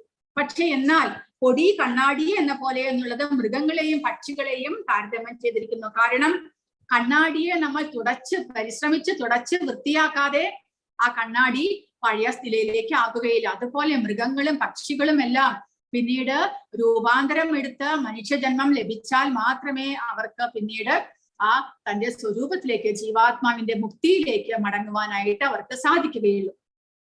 ഗർഭാശയം ഭ്രൂണത്തെ എന്ന പോലെയുള്ളത് ഭ്രൂണം നിസ്സഹായ അവസ്ഥയിലാണ്, ഗർഭാശയത്തിൽ അനങ്ങാൻ പോലും ആകാത്ത അവസ്ഥ. അത് വൃക്ഷങ്ങളുടേതിന് സമമാണ് എന്ന് പറയുന്നു. കാരണം വൃക്ഷങ്ങളും ജീവസത്തകളാണ്. അതിരറ്റ കാമ പ്രകടനം മൂലം അവ മിക്കവാറും പ്രജ്ഞാശൂന്യരായി അങ്ങനെ ഒരവസ്ഥയിൽ ആക്കപ്പെട്ടതാണ്. ഒരിക്കലും അനങ്ങാൻ സാധിക്കാതെ ആയിരക്കണക്കിന് വർഷങ്ങളോളം നിൽക്കുന്ന വൃക്ഷങ്ങളുണ്ട്. അവയ്ക്ക് തീയും അല്ല കാറ്റും മഴയും വെയിലും എല്ലാം കൊണ്ട് അനങ്ങാൻ പോലും ആകാത്ത പരിഭവം, അത് തങ്ങളുടെ സങ്കടം പറയാൻ പോലും സാധിക്കാതെ അനങ്ങാതെ നിൽക്കേണ്ടി വരുന്ന വൃക്ഷങ്ങളുണ്ട്. അത് കഴിഞ്ഞ ജന്മങ്ങളിൽ എപ്പോഴോ ഇതേപോലെ അതിയായ കാമപ്രകടനം ചെയ്ത് ആ പാപം മൂലം ഇങ്ങനെ ഒരു അവസ്ഥയിലേക്ക് എത്തിപ്പെട്ടതാണ് എന്ന് ഇവിടെ പറയുന്നു. ഉദാഹരണമായിട്ട് മനുഷ്യരൂപം എടുത്താൽ ജീവന് തെല്ലൊരു കൃഷ്ണാവബോധം വീണ്ടും കിട്ടിയേക്കാം. പിന്നീട് വികാസം പ്രാപിച്ചാൽ ആധ്യാത്മിക ജീവിതത്തിന്റെ സ്ഫുലിംഗങ്ങൾ ആ രൂപത്തിൽ ജ്വലിപ്പിക്കുവാനും സാധിക്കും. അപ്പോൾ മനുഷ്യരൂപം മാത്രമാണ്, മനുഷ്യജന്മം ലഭിച്ചാൽ മാത്രമാണ് ആ ജീവാത്മാവിന് ഒരു മുക്തിക്കുള്ള ഒരു ആശ ലഭിക്കുന്നത്. അപ്പോൾ നമ്മൾ മനുഷ്യജന്മം ലഭിച്ചിട്ടും ആ ജീവാത്മാവിന്റെ മുക്തിക്ക് വേണ്ടി പരിശ്രമിച്ചില്ല എന്നുണ്ടെങ്കിൽ നമ്മൾ ശരിക്കും ആ ജീവാത്മാവിനെ ഉപദ്രവിക്കുക അല്ലെങ്കിൽ ജീവാത്മാവിനെ വധിക്കുന്നതിന് തുല്യമാണ്. കാരണം ആ ജീവാത്മാവിനെ പിന്നീട് വീണ്ടും വീണ്ടും ജന്മം എടുത്ത് പലതരത്തിലുള്ള ജീവൻ എടുത്ത് ഇവിടെ പലതരത്തിൽ ശരീരം എടുത്ത് ഇവിടെ മാറി മാറി ജനിക്കേണ്ടി വരുന്നു. അതുകൊണ്ട് മനുഷ്യജന്മം ദുർലഭമായിട്ട് ലഭിക്കുന്ന ആ മനുഷ്യജന്മത്തെ നമ്മൾ ഒരിക്കലും പാഴാക്കി കളയരുത്. ആ ജീവാത്മാവിന്റെ മുക്തിക്ക് വേണ്ടിയിട്ട് നമ്മൾ പരിശ്രമിക്കേണ്ടതാണ്. ആവൃതം ജ്ഞാനമേ തേന ജ്ഞാനിനോ നിത്യവൈരിണ കാമരൂപേണ കൗന്ദേയ ദുഷ്പൂരേണാനലേന ച. ഒരിക്കലും തൃപ്തിപ്പെടുത്താനാകാത്തതും തീ പോലെ ആളിക്കത്തുന്നതും തന്റെ നിത്യശത്രുവുമായ കാമത്താൽ വിവേകശാലികളായ ജീവാത്മാക്കളുടെ വിശുദ്ധമായ അവബോധം ആവരണം ചെയ്യപ്പെട്ടിരിക്കുന്നു. അപ്പോൾ മനുഷ്യജന്മം ലഭിച്ചാലും കൂടെ എത്രയോ ആളുകളെ നമുക്ക് കാണാം ഇതേപോലെ ആ ദേഹബോധത്തിൽ ആ ശരീരത്തിന്റെ ആ തൃപ്തിക്ക് വേണ്ടി മാത്രം പ്രവർത്തിക്കുന്നവരുണ്ട്. അപ്പോൾ മനുഷ്യ ശരീരം ലഭിച്ചിട്ടും അവർ അത് പാഴാക്കുകയാണ് എന്നർത്ഥം. കാരണം ഈ കാമം എന്നുള്ളത് ഒരിക്കലും തൃപ്തിപ്പെടുത്താൻ സാധിക്കാത്തതാണ്. ഒരു എരിതീയിൽ എണ്ണ ഒഴിച്ചാൽ എങ്ങനെ ഉണ്ടാകും? അത് തീ ആളിക്കത്തും. അതേപോലെ നമ്മൾ ആ കാമത്തെ തൃപ്തിപ്പെടുത്തുവാൻ ശ്രമിക്കും തോറും ആ കാമത്തിനോടുള്ള ആസക്തി വർദ്ധിച്ച് വരികയുള്ളൂ. അപ്പോൾ അതിനെ പൂർണ്ണമായിട്ടും ഇല്ലാതാക്കുകയാണ് വേണ്ടത് എന്നാണ് ഭഗവാൻ പറയുന്നത്. ഇന്ദ്രിയാണി മനോ ബുദ്ധിരസ്യാധിഷ്ഠാനമുച്യതേ ഏതേർ വിമോഹയത്യേഷാ ജ്ഞാനമാവൃത്യ ദേഹിനാം. അപ്പോൾ ഈ കാമത്തിന്റെ ഇരിപ്പിടങ്ങൾ, ഈ ശരീരത്തിൽ എവിടെയാണ് കാമം കുടികൊള്ളുന്നത്? ഇന്ദ്രിയങ്ങൾ, മനസ്സ്, ബുദ്ധി എന്നിവയാണ് കാമത്തിന്റെ ഇരിപ്പിടങ്ങൾ. അവയിൽ കൂടി കാമം യഥാർത്ഥ ജ്ഞാനത്തെ ആവരണം ചെയ്ത് ജീവസത്തയെ മോഹിപ്പിക്കുന്നു. അതായത് ഇന്ദ്രിയങ്ങൾക്ക് ഭൗതികമായ വസ്തുക്കളിൽ ആദ്യം ആകർഷണം ഉണ്ടാകുന്നു. അപ്പോൾ അവയെ അനുഭവിക്കാനായിട്ടുള്ള മോഹം ജനിക്കുന്നു. അപ്പോൾ മനസ്സിൽ ആ ഇന്ദ്രിയങ്ങൾ ഒരു വസ്തുവിനെ കാണുമ്പോൾ അതിനെ അനുഭവിക്കാനുള്ള മോഹം മനസ്സിനുണ്ടാകുന്നു. ആ മനസ്സ് അതിന്റെ തൃപ്തിക്ക് വേണ്ടിയിട്ടുള്ള പ്രവർത്തനം ബുദ്ധി ഉപയോഗിച്ച് മനസ്സ് പ്രവർത്തിക്കുന്നു. അപ്പോൾ മനസ്സാണ് എല്ലാത്തിന്റെ പിന്നിലുള്ളത്. മനസ്സിൽ ആ ഒരു വ്യാമോഹം അല്ലെങ്കിൽ ആഗ്രഹം കൂടി വരുന്ന നമ്മൾ ചിന്തിക്കുന്നത് മനസ്സുകൊണ്ടാണ്. അപ്പോൾ ആ മനസ്സിൽ ആ ആഗ്രഹം കൂടി വരികയാണ്. അങ്ങനെ ബുദ്ധി ഉപയോഗിച്ച് മനസ്സ് ആ ഇന്ദ്രിയ തൃപ്തി വരുത്തുവാനായിട്ട് ശ്രമിക്കുന്നു. അപ്പോൾ ആ കാമം എന്നുള്ള ആ ഒരു ശത്രു ഇരിക്കുന്നത് ഇന്ദ്രിയങ്ങൾ, മനസ്സ്, ബുദ്ധി ഇവയിലാണ് കുടികൊള്ളുന്നത്. അങ്ങനെ ജീവാത്മാവ് മനസ്സ് ബുദ്ധി ഉപയോഗിച്ച് ശരീരത്തിന്റെ തൃപ്തി വരുത്തുവാൻ ശ്രമിക്കുമ്പോൾ ജീവാത്മാവ് അതിനോട് താതാത്മ്യം പ്രാപിക്കുന്നു. ശരീരം അനുഭവിക്കുന്ന എല്ലാ സുഖവും ദുഃഖവും എല്ലാം താനാണ് അനുഭവിക്കുന്നത് എന്നുള്ള ആ ഒരു താതാത്മ്യം ദേഹബോധത്തിൽ അങ്ങനെയാണ് ആത്മാവ് അങ്ങനെ ബന്ധനസ്ഥനാക്കപ്പെടുന്നത് എന്ന്. തസ്മാത്വം ഇന്ദ്രിയാണ്യാദോ നിയമ്യ ഭരതർഷഭ പാപ്മാനം പ്രജഹിഹ്യേനം ജ്ഞാന വിജ്ഞാന നാശനം. അതുകൊണ്ട് ഭരതർഷഭ ആദ്യമായി തന്നെ ഇന്ദ്രിയങ്ങളെ നിയന്ത്രിച്ച് ഈ പാപമുദ്രയായ കാമത്തെ മുരടിപ്പിക്കുക. ജ്ഞാനത്തെയും ആത്മസാക്ഷാത്കാരത്തെയും ഇല്ലാതാക്കുന്ന ഈ കാമത്തെ നശിപ്പിക്കുക. അതിന് നമ്മൾ എന്താണ് ചെയ്യേണ്ടത്? ആ ഇന്ദ്രിയങ്ങളെ കൊണ്ട് ആ ഉന്നതമായ രുചി, രസവർജ്യം രസോപ്യസ്യ പരം ദൃഷ്ട്വാ നിവർത്തതേ എന്ന് കഴിഞ്ഞ അധ്യായത്തിൽ പറഞ്ഞു. അതായത് ഇന്ദ്രിയങ്ങൾക്ക് ഉന്നതമായ ഒരു രുചി നൽകുക, ഇന്ദ്രിയങ്ങൾക്ക് ഭഗവാന്റെ സേവനത്തിൽ താല്പര്യം വളർത്തുക.